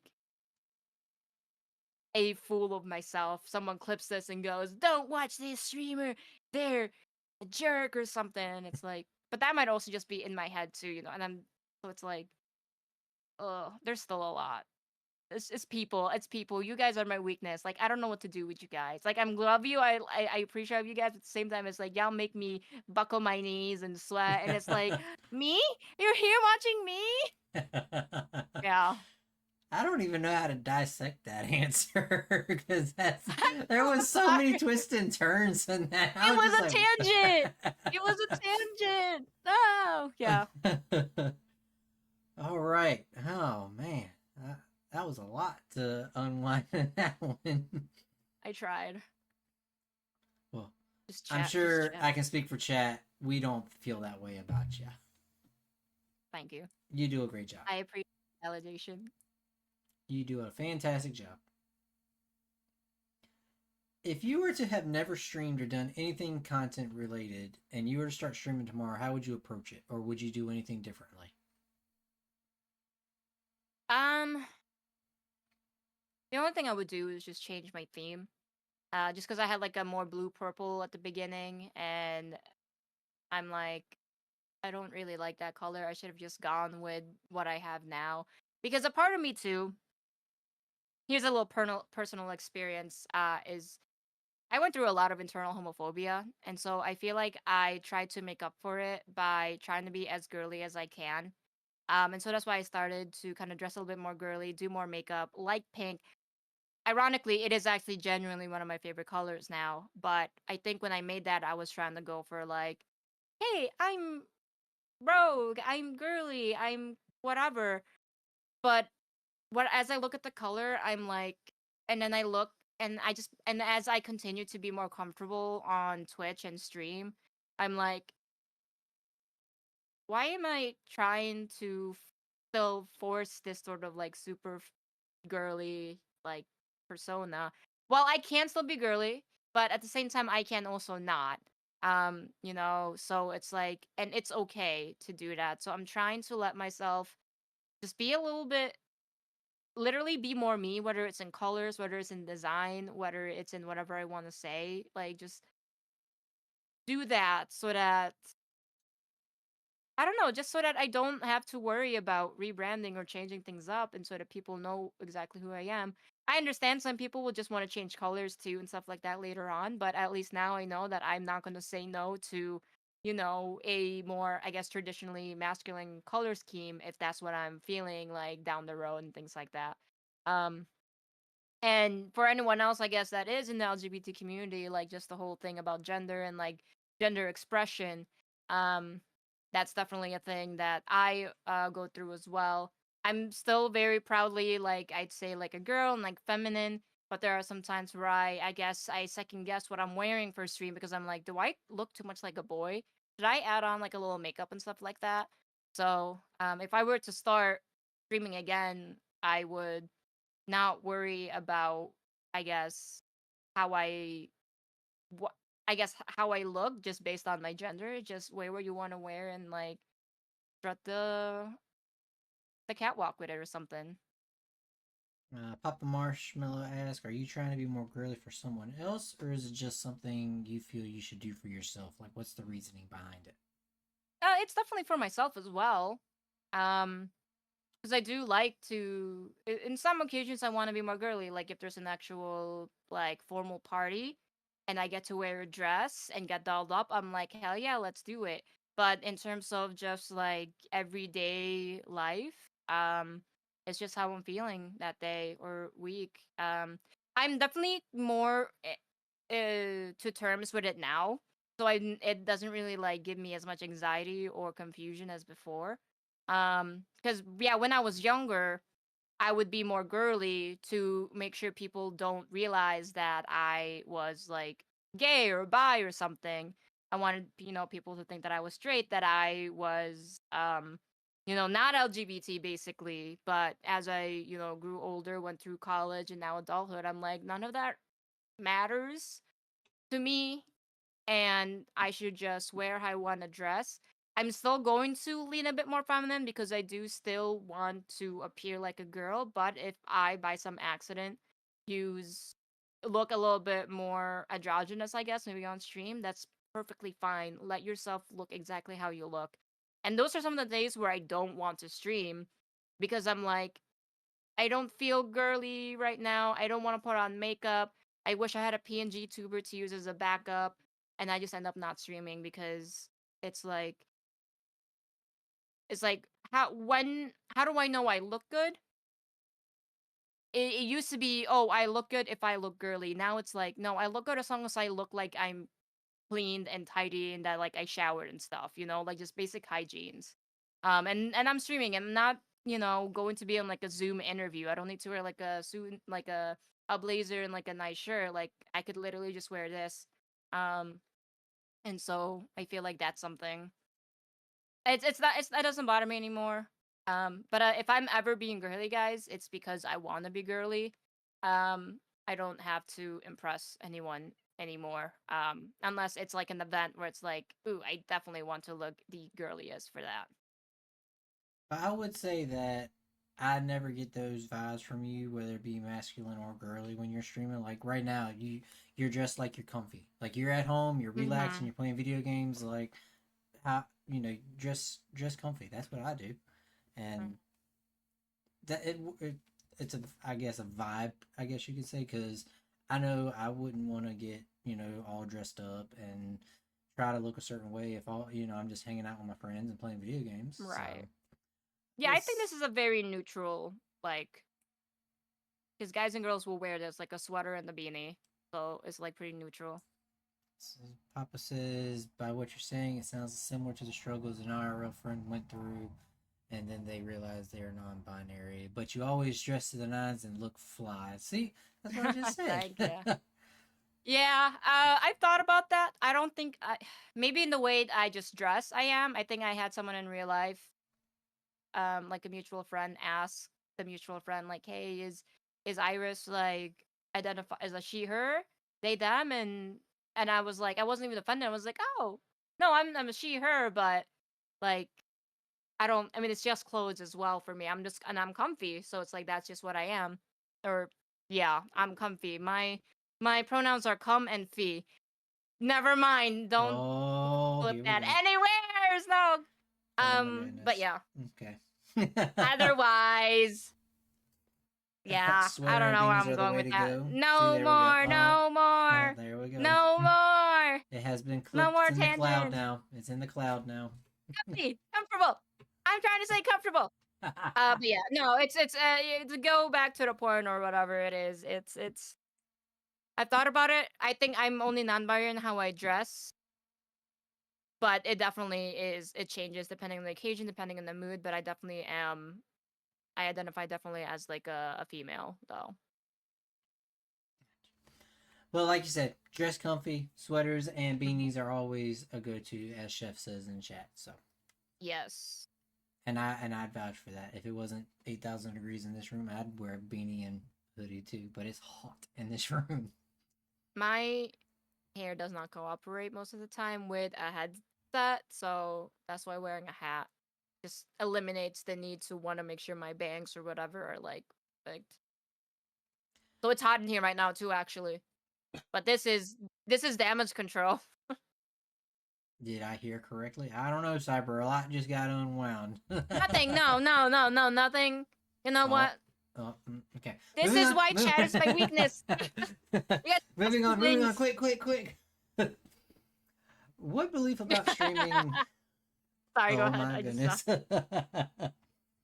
What belief about streaming did you have when you started that you now know is completely wrong?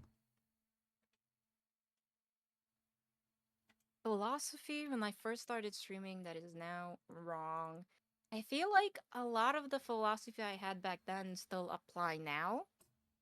Like, don't worry about the viewers. It's focus on it as a hobby. Don't try and make a job out of this or something, or you'll burn yourself out. I feel like a lot of those I still kind of have. If anything, maybe it's a philosophy like, oh, I need to stick to horror indie. Don't play too many variety, but now I'm kind of branching off to variety. I'm definitely still mainly doing horror, but it's like half horror and half variety. So, that's the only philosophy that I don't have right now. I'm like, oh, you need to stay niche so you can like succeed or something or build a strong like, community. And I'm like, but I think yeah, now that the foundation is built, like I found my community through Phasmo, through other horror games that and then of course I found out that everyone also plays other games. So it's like, okay, then I can play other games on stream and I'll still have my community and people won't think that I'm like all over the place sort of thing. So um does that answer that question? Yes. Yes, very Okay, much. perfect. Very much. No more Very much. tangents. Cyber, we had this discussion the other night about licking now. No licking in chat. You keep that over in your channel. Oh, Leaf and Moshi with their lick as well. They have a licking Mm. emote Oh as my well. goodness. So much going on right now. Anything for the ladies. Kidding. Alrighty. What to do? Where are we at? Do you have any pre-stream rituals before you go live? Like, do you make sure you have a drink of water, a snack, or anything? I always forget my water. So it's a hit or miss. Right now, it's actually empty. I have been sipping on an empty water bottle, hoping that I could get just a little drop, but no. So otherwise, my lights, making sure that the camera is turned on. If the cats are in here or not, because if they're not, then I have to make sure I leave the door open for them so that they can come back in. The dog usually now likes to ask me to go out before stream, so now that's a stream. So it's just like it's making sure yeah the lights are on, everything's on. I think I have no idea. Honestly, at this point, I just hit start stream. Wait 5 minutes, probably yeah, get water, do something, and then I'm on here, and then I'm like, oh shoot, My camera's still not my camera's not on yet. Oh, my lights aren't on. It's like a different routine each time, I feel like. But if anything, start stream, let them be in the opening scene for 5 minutes or 10 minutes or something, and then get back on or whatever. So, but yeah. If anything, it's those things. And then on the opposite hand of that, what does your after stream wind down look like? Um, I do end stream like close to midnight most of the time, and then I still have work the next morning. So a lot of the time is I unfortunately do have to raid en route for most of those, if I do end up raiding. But then it'd be going to the bathroom, cleaning up there, making sure I'm ready for bed, and then just knock out. Just because it's so close to. It's just late, and I still have work, and I wake up, and I think I only sleep like 6 hours. Um, a night, 5 hour. I don't know, man. And 6 hours sounds like a lot because I know a lot of you don't sleep. So, but otherwise, yeah, I would say that that's it. I just try and get ready for bed. There's not much there. But if I do it in like the middle of the day, um, I guess it's making sure I go eat. That's it. Do we have a favorite snack or food preference after stream?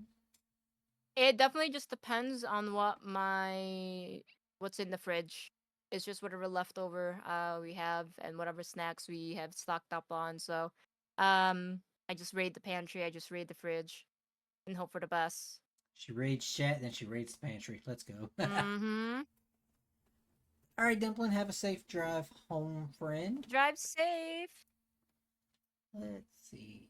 Is there a game that hasn't came out yet that you're excited to come out? I think a common answer with that would be GTA 6.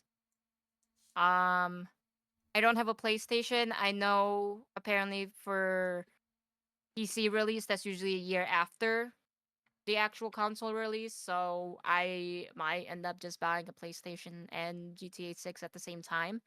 Otherwise, there are I don't have a couple on my wish list, but I don't think there's anything that I'm like, ooh, I gotta have this soon.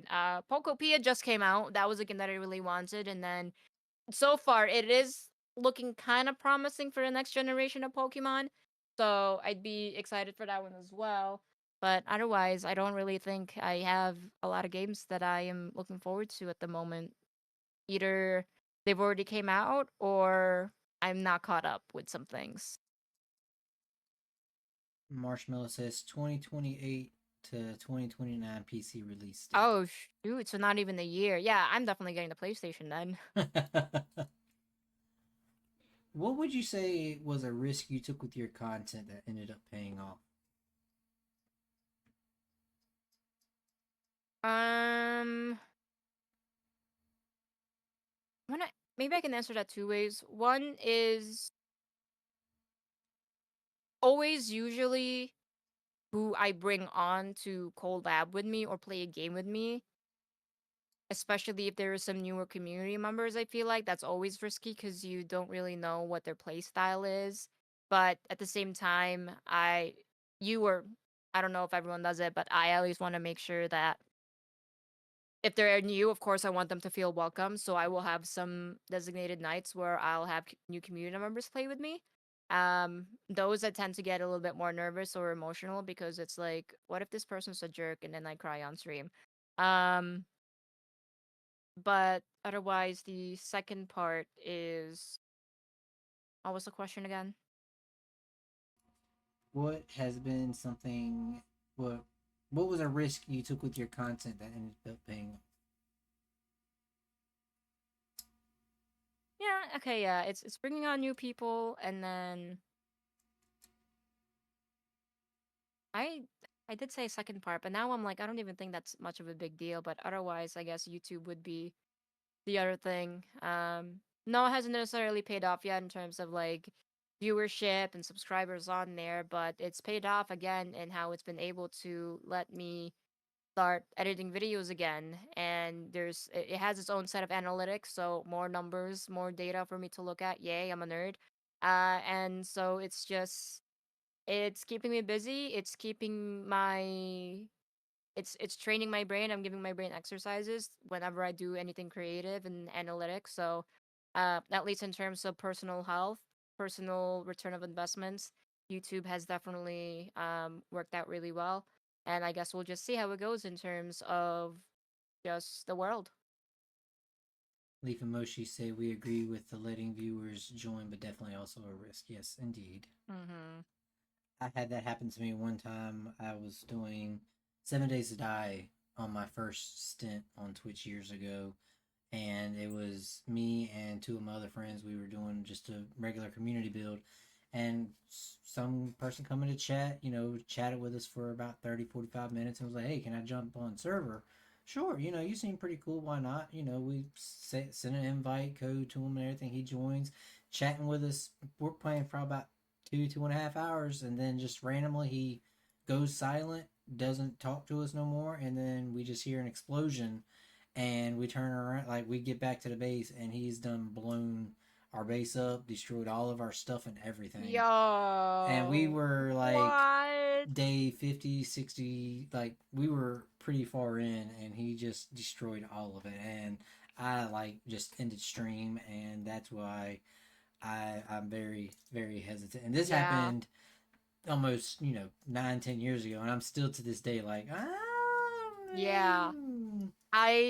I mentally prepare myself for days where I'm like, okay, we'll let new people play so that again, at least I expect it. Or I could be like, yeah, if it's something like that where it's like day one, day two, it's like we're gonna start a new save file with you. We're not yeah. gonna let you touch like, any of my personal like save files that I like to do with my friends or something. But yeah, I understand that. That sucks, man. Yeah, I should have thought about that, but young and dumb, what can No. you say? Yeah, you got a new chatter, new viewer, and it's like, you don't want them to be like, oh, this guy's boring, and then leave. So definitely makes sense to be Yeah. like, okay, yeah, definitely come in. Yeah, my friends, I still keep in touch with them to this day, and they still like don't let me live that down. So Mm-hmm. you learn from it at least. Yep, I did. I learned from it. So, do you have a strategy when it comes to picking games you play, or is it just something you want to play and just play it? Yeah, right now I'm trying to do by default. I think I try and do like one solo game, one co-op game, and then my RPG games like on the weekends. And so that's how I have my schedule set up right now. If I'm doing solo, then of course that can be anything. I usually do Phasmo, RogueAiris, any or I don't even know any other game that I might do solo. It's usually Phasmo, and then a co-op game, which I will normally ask my friends, like, "Hey, what day do you guys wanna co-op this week or play together, and what game do you want to play?" And so that's usually how I. It just depends on the week, on what game, and those are also just more eyes on like what new games are out there, what should we check out, try out, and stuff like that. And then obviously, of course, I try and hop into other people's streams, see what they're playing, and be like, yo, that's a lot of fun. Let me see if I can get that going for my stream and things like that. So it at least falls under either one solo, one co-op, and then my RPG, which right now is Kingdom Come Deliverance on the weekends. And then after that, I have some time, but I'll probably pick another RPG to play in the weekends because those are like, I just want to get back into those, finish out my backlog, have some things for YouTube, a story to follow, and then sometimes it could just be 2 days of solos or 2 days of co-ops, just depending on how the squad is feeling for the week. So it does change, but that's the usual category that I go with. Oh my goodness, we got a shala la la la la la raid. Let's go, Shala. Shalalan. Welcome in. Welcome in. Hello. If y'all aren't familiar with Miss RogueAiris, be sure to check her out. This is what tonight is all about. It is all about her. So I'm not going to do a spiel. So Rogue, if you just want to do a quick spiel to the Raiders, go ahead. Hello, Raiders. Thank you for trusting us. I'm kidding. And for that, yeah, trusting Bullet with your. Oh my goodness, why am I hearing double? Sorry. I think you were playing on my phone, so I was like, there's Wait a echoes. But minute. anyways, welcome in everybody. My name is RogueAiris. I am an indie horror streamer. I do some varieties and RPGs, as you were probably hearing as I was answering that question. I normally stream Tuesday, Thursdays, and sometimes on Saturdays. I like horror. I like to scream. If you like to jump scare your streamers, I am definitely someone that you can do that to. Whether I am playing a horror game or not, I am playing Kingdom Come Deliverance right now as an RPG. I also play, I don't know, Civilization 6 on Saturdays as well sometimes. So if you're ever into any of those, I have a plane theme. You can board my flight. You can get a seat. You can see where you're flying to. We got snacks, stuff like that. So if you're into any of that, or Pokemon or Star Wars, I am a streamer that you might want to check out. Maybe, please? Question please, mark? please, yeah, please, yeah. But be careful though, because when you board a plane, the plane can be full, and you can be stuck in the cargo bay or just Mm. being drug along with a rope. Because that was me the other Or night. duct tape to the wing, Yeah, I stuff haven't like gotten that. the duct tape to the wing, but I was drug behind with a rope the other day. I think I was attached to the landing gear. Yeah. I So need to set up a system where it tracks like, congrats, you've sat in 5 out of 10 seats or something, and like see yeah, if you can get like oh, I want to get every seat, so we'll see if I can somehow figure that out. But get to the 10, get all 10, you get like a gift sub or something, or oh yeah, it's like uh, you've been here enough to unlock all the seats. let's go. And chat, also, if you guys have any questions, feel free to pop them in. We will get them on here for Miss Rowe because I am dwindling down to the ends of my list. So let's see. What is something your community taught you that you didn't expect? A lot of patience, I will say. Um, Especially playing with Ibuki and Squill, cause and also honestly having like a brother, I guess. I do play with Squill a lot. I play with Bouquet a lot. I play with a couple of other people that I now kind of consider as my brothers. And, as siblings go, we butt heads, we fight, we make fun of each other, insult each other. I only have sisters. And, not to disregard, of course, the other ladies and other folks in chat, but I at least, never had a brother, and I definitely got that from them. And then the other things that I've learned for sure is that I can make many friends from around the world, and I always love that. I've made a few like international study abroad student friends in college, and I love learning about their culture and like learning about their language.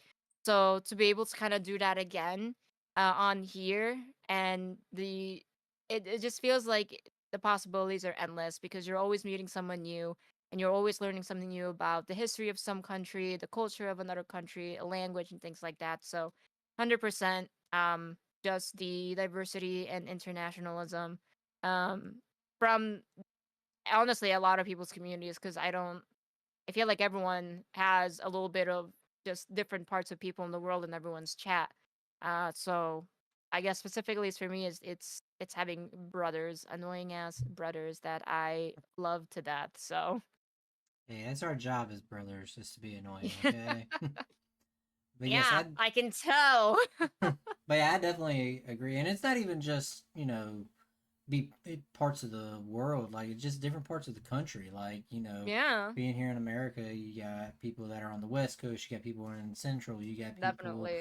East Coast, and then, you do throw the international in there. Like, we got we got people from Germany, we got people from Australia, the UK, like they're all over the place. And like you said, it's just great to learn and just their lifestyles and things, like because there's Casson, I think his name is. He's a big Phasmo player. I don't know if you know who that is or not, but he's from the UK, and my wife loves watching his videos. She learns fast from Oh. him, and his big debate is what is a chip and what is a fry, like what is a French fry, Oh yeah. and then apparently there's a different kind of French. Apparently, a steak fry is not a steak fry over there; it's something completely different. And when that gets started in his chat, it's going to last for a good 20-30 minutes, Dang. and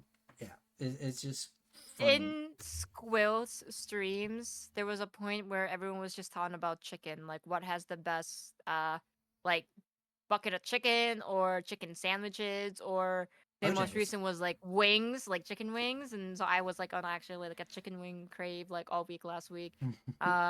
Stuff like that, and it's just like yeah, and you learn about food too, and just different things. So it's like, oh wow, that tastes good, I'll try it out. Or hey, that's a complete lie. You have terrible taste. You need to reevaluate your life. And it's like Mm. people just get so heated about their favorite type of chicken. Yeah, Bojangles is the correct answer on that, by the way. Just throwing that out there. What And is it? Bojang? Bojangles. Bojangles. Okay. I don't think I've heard of that, so I'll See, have to look it and up. that's what I was talking about. You know, just the U.S. in general, because Yeah. Gopher he used to do a thing on his channels where he would take the fast food restaurants from the country, and he would just place them in, you know, what would be number 1, 2, 3, 4, and just categorize them. And I'm just like, I ain't heard of half of these restaurants. And then, but it's just, you know, parts of the country where it's specific to, like Bojangles. That's kind of a southern restaurant. It's like we have Bojangles, Popeyes, and KFC down here. Yeah. So chicken off. Oh, here we go. He's done. See, I was all gonna, right. yeah, see, We did it. We did we it. Let's started go. it. It's the chicken debate all over again. we every podcast I have at least one riot get started in chat, and Oh, we that's finally good. get it. We got That's three good. We got a questions. riot. We got three questions chicken. left in the questionnaire, and we finally got it. Church's chicken. Churches? See, I've never even heard of Church's chicken. What's that? I never heard of that too. And then apparently we have some in my area. Like what? Like I would drive past one apparently. So I've never had it either. So that's interesting. We got Bob Evans and Perkins. Doesn't Bob Evans make like a sausage? Like, don't they make sausage? But I think so. But I think they also like have restaurants. They also have like grocery. You can buy their stuff in the okay. grocery stores, but also restaurant. However, we don't have that where I'm at. So Yeah, apparently Bob Evans sausage makes the best chicken sausage dip. By the way, for Oh. people, when we have our Super Bowl parties and everything, that's what the wife uses for the sausage Ooh. dip. And apparently it's the best sausage dip on the planet. So just throwing that out there. All right. Well, while chat continues on the chicken debate, where do you see yourself in 5 years? Is this streaming or like just in general? Streaming, IRL, just whatever. Which 5 years? Where do we see RogueAiris? And that's a good question. I mean, I hope I still definitely have the same friends that I've made from streaming in 5 years. I don't know if I'll still be streaming or making content, depending on, I guess.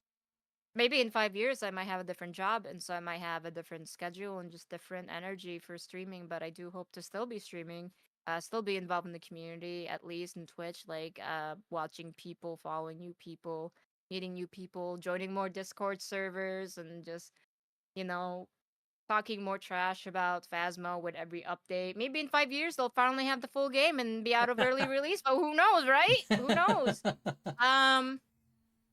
I will say in 5 years, I think what I plan on having is maybe having my own property. I'd hope to be married. Brenna. Maybe a new job. If not, I'm perfectly fine actually with my current job because it does allow me to have a very good balance in work and life, and have the energy for streaming. But maybe same position, just a little bit wiser, a little bit healthier. I hope I can go back to the gym, and just look more like an adult, but I'm sure I will still feel like a kid. Like, oh, you're so responsible. You have a house, you have a car, you have this nice job. But deep down, if you watch my streams, it's gonna be like, oh shit, she's still a fucking kid. I may have all this stuff, but what you don't realize is inside my house, I have every single Pokemon card ever made, Yeah, oh, and I yes. got all the plushies, and Adult I got money. We never grow up. Our toys just get more expensive. That's all. 5 years, yeah, I'd hope to have a nicer collection of like Star Wars or like Pokemon stuff for sure. Let's go. 5 years, I mean, hopefully by this year, if not by this year, because we're trying to move to a new, like, we're trying to move in together and find an apartment. I hope to have a designated room for, all this. But if not, this year or next year in the apartments and stuff, 5 years, I hope at least at that point I have an actual like office space. And then I can have all my collection. I have like half my Pop Funko collection of Star Wars at work because I just don't have room here. But I have like a lot of space there, so I guess I'll just show it off there. Well, if I was to ever get called into HR, and I hope my HR person, I was able to walk in and just see a wall of Star Wars Funko, because I don't care what I did, I'm gonna find some way to get out of it by bringing up Oh Star no! Wars or something. Like, oh, okay, I'm getting called to HR, At but least know that I am cool. That you can hey, talk to she's me. got Like Star if I Wars am stuff. open about being a nerd, then you can open to me about whatever bullshit that you just did to get in here. Yeah. So you see what happened was they were talking junk about the Sith, so I had to get on them. Oh So my god. yeah, so that's why I got called down here. Well, Miss Rogue, I have one more question for you, which is the hardest question of the evening. Oh boy. Hey, it's Hi, Raina. Rena. Hey, Hi, we were speaking Karina. about you earlier. You're doing great. See, I told you were doing great. I knew you would do it. So, final question of the evening, Rogue. Are you prepared for this? Hope so. So, Miss RogueAiris, being on this app for, might as well just say a year and a half, with 349 followers on this app. Oh, we gained one. We did. I've been checking with the raids and stuff coming, and I've been checking and refreshing. So, yep, 349 followers. Somebody new comes into this channel, says, I've never streamed before, but I want to do it. I don't know where to turn to. I don't know what kind of advice to look at. What would you give for your best piece of advice for that new streamer coming in tonight?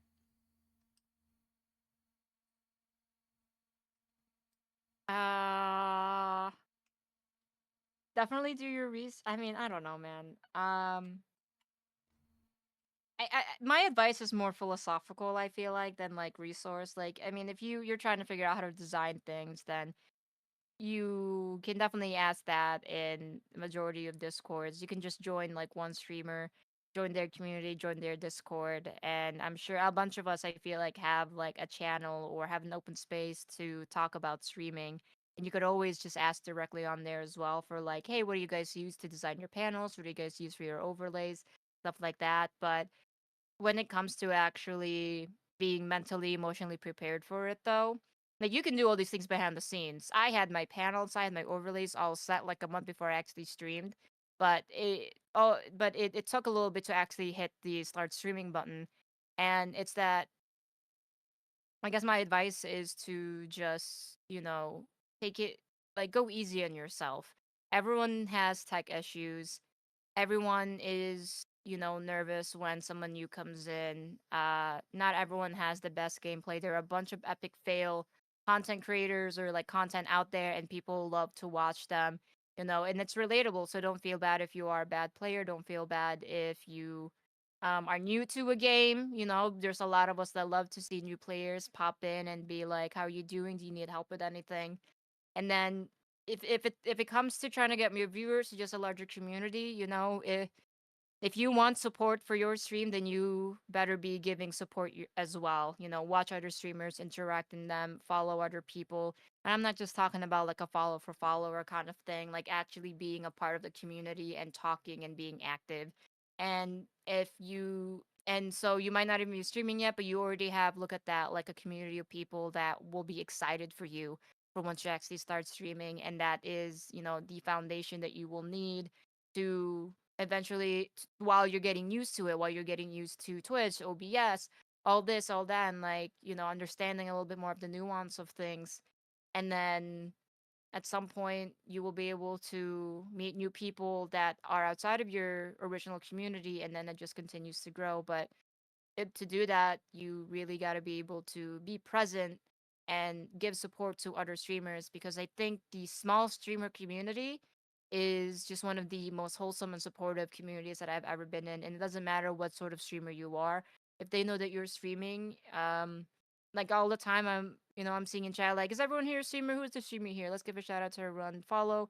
If you see somebody you don't recognize, follow him. School does that a lot. And I appreciate him for that. Again, he's so good at networking. He's so good at connecting with people. But support and community goes a long way. You know, you're not in it alone. And if you are, then I don't. And I'm just gonna say it honestly. I don't think streaming is for you if you're only gonna focus on yourself while you're doing this.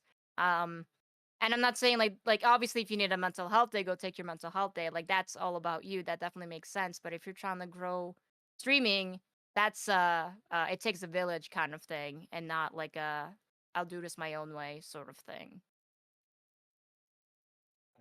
Would definitely 100% agree with everything you just said. Very solid advice. Very I feel great like it went on advice. another tangent, but Oh, you're fine. point No, made.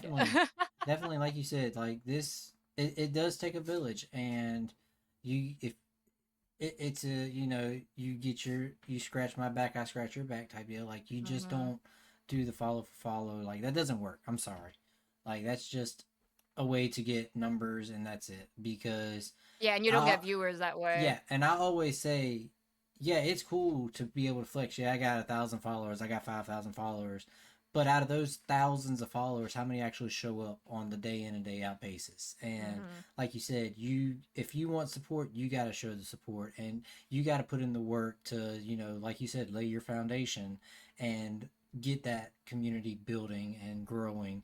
And if you're just wanting people to show up to you, but you don't return the favor, they're just, hey, like they're why am I showing up for them, but they don't, show up for me type situation. So Hmm. I definitely 100% agree with what you said for Yeah, sure. and I mean, there are definitely some viewers out there that don't stream, so they don't care. They don't necessarily need your support. But if you still go that route, it is going to be a very slow process then for you to find those people that aren't streamers that don't need your support versus actually just interacting with people who also need it. And so, it's like a give and take kind of thing.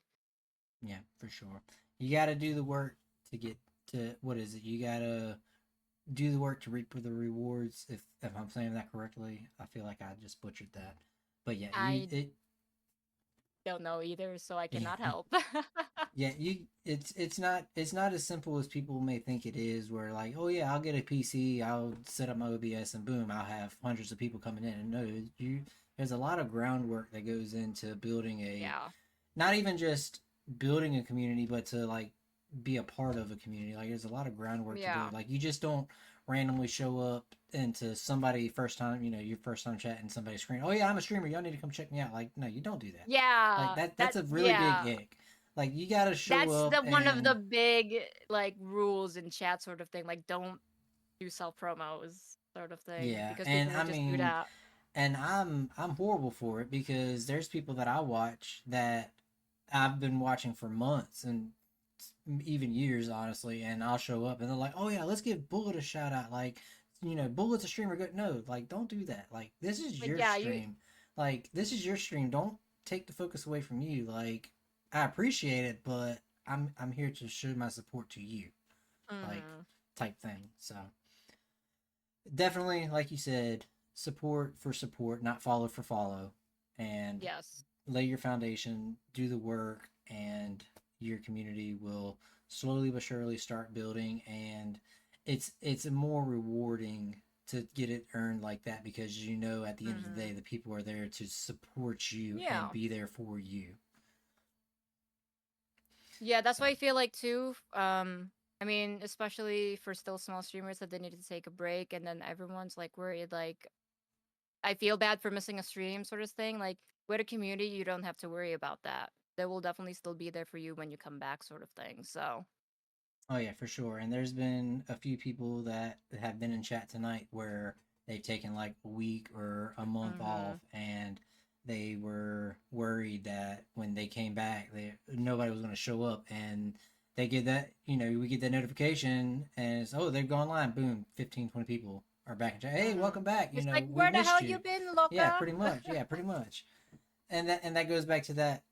You build your community with the people that you support, and they're gonna return it and support you in Hmm. any type of way. So, but definitely great advice on that. Again, 100% agree with you for sure. Night night marshmallow. I appreciate you being here, friend. Good Sleep night. well. Thank you. Thank you. Raina gives you your head pats. That's so sweet. But Miss Rogue, that was the last question I have for you. You crushed this Wonderful. interview like I knew you would. Is there Like, anything you'd like to add or say to me, to chat, to just anybody that may be listening to this now or in the possible future? yeah, and it's gonna be a little mushy and like whatever, but really, thank you so much for inviting me to be here. I honestly, now that I think about it, like I would say getting invited to be a guest on a podcast about streamers is my I made it moment. It's definitely one of them where Aw. it's like, okay, I'm starting to kind of like maybe be a little bit more known by other people, so it's like, oh, okay, now I'm like, now I'm like I'm actually being invited so that I can be presented to other people, and people can find out things about me that they don't know, because it's not often that they get to ask these type of questions in chat, because I'm too busy trying to figure out how to not die from a ghost and phasma and stuff like that. But otherwise, and again, no, it's really, thank you so much. I'm gonna try not going too much of a tangent, but thank you for inviting me. This means so much to me. I appreciate the work that you have done with all the overlays and the music and all that. And for everyone that showed up in chat, thank you as well. Like I said, it takes a village, and you guys are my village. I don't think I'll be ending my streaming career anytime soon, because you guys have shown up for me. So I'm gonna show up for you, whether that is as the streamer, so you guys can have something to watch, or as a viewer in chat, chatting away, trying to, jump scare you with whatever reading you have and stuff like that. But truly appreciate you. This has been so good for my mental health. You guys have been so good for, giving me such a nice social life and things like that. And so if anyone ever wants to collab or play games, just let me know. I'm always down. It's just, again, a matter of schedule, because I do still work full time during the day. And some of you are also on the other side of the world. But other than that, I cannot thank you guys enough for the support, for helping out little old me. I am always going to be belittling myself, honestly, and be very hard on myself. And it's nice to hear some good words of reassurance from you guys whenever you pop into stream and stuff like that. So thank you, thank you. Well, I have said it numerous times. Look, I don't get how y'all look. I took like 20 minutes on stream the other night to learn how to do that little the finger heart like that. Okay, yes, it's easy for you. I get it, okay. But yes, I've said it once and I'll keep on saying it. You are a phenomenal streamer, and I have been glad to have been on this journey that I've been a part of for these last few months. I am glad to have found you thanks to Squill. And another shout Yeah, out to thanks, Squill. Will. You are killing it. I cannot wait to see what the future holds for you as far as this streaming journey. I'm going to say you're going to be at a thousand by Christmas time, because I have that much faith in you, and you are. I mean, I don't see why you wouldn't, because you're great. Listen, if I do, then you and I, do you drink? As yeah, sometimes yeah. Okay, it doesn't have to be on stream, but like on a Discord, we're gonna celebrate. We're just gonna have like a beer or shots if you're down for it together. We're gonna be like, Bullet, you were right. We're celebrating that you were right. Not that I got 1,000, but that you were right. Okay, okay. Well, this is about the part where we start looking for somebody to raid out. And Hell I yeah. used to find somebody to raid out, but I've switched it up. So I want you to go on your Twitch, find somebody that you're following that we may not be familiar with, and we will raid to them. Familiar with. Let me And take chat, a while look. she's doing that, thank you all so much for coming and hanging out tonight. You guys have been incredible. You've brought some amazing questions, and I hope you have learned a little bit about Rogue. And just like I said, this is about her. And learning about her and helping her get her name out there. And again, you guys are great. Hey, we can go over to. You can just copy their name in chat, so I'll just copy and paste it. Yeah, let's go to. Am I spelling it right? Oh, Greenie. Greenie G. Okay, let's go. Yeah, he is streaming Yeah. right now, playing How Let Loose. He was in stream earlier, actually. Yeah, definitely. I think he's still somewhat newer. He might be under 100 followers and stuff like that. So definitely, let's go give him some For sure. support to give him that push to keep going. Like you just started, or I don't know how when he started, but it's like we're here, and he's in the he's one of the newer members. I feel like in the creators land. So it's like let's go definitely, give a newbie a little some support here so he feels even more welcome, and yeah, stuff like that. But yeah. Sure. Well, chat, we're gonna roll some credits, jam out to this song. I love this song so much I can listen to it on repeat. Just me being biased. Rogue, thank you so much again, friend, for taking the time to course. sit down with us. You're incredible. I look forward to seeing what the future has for you, friend. Yeah, thank you so much, and I appreciate being here. And I appreciate having you guys all here too. All right, friends, Bye we're gonna roll these bye. credits. We'll see y'all later.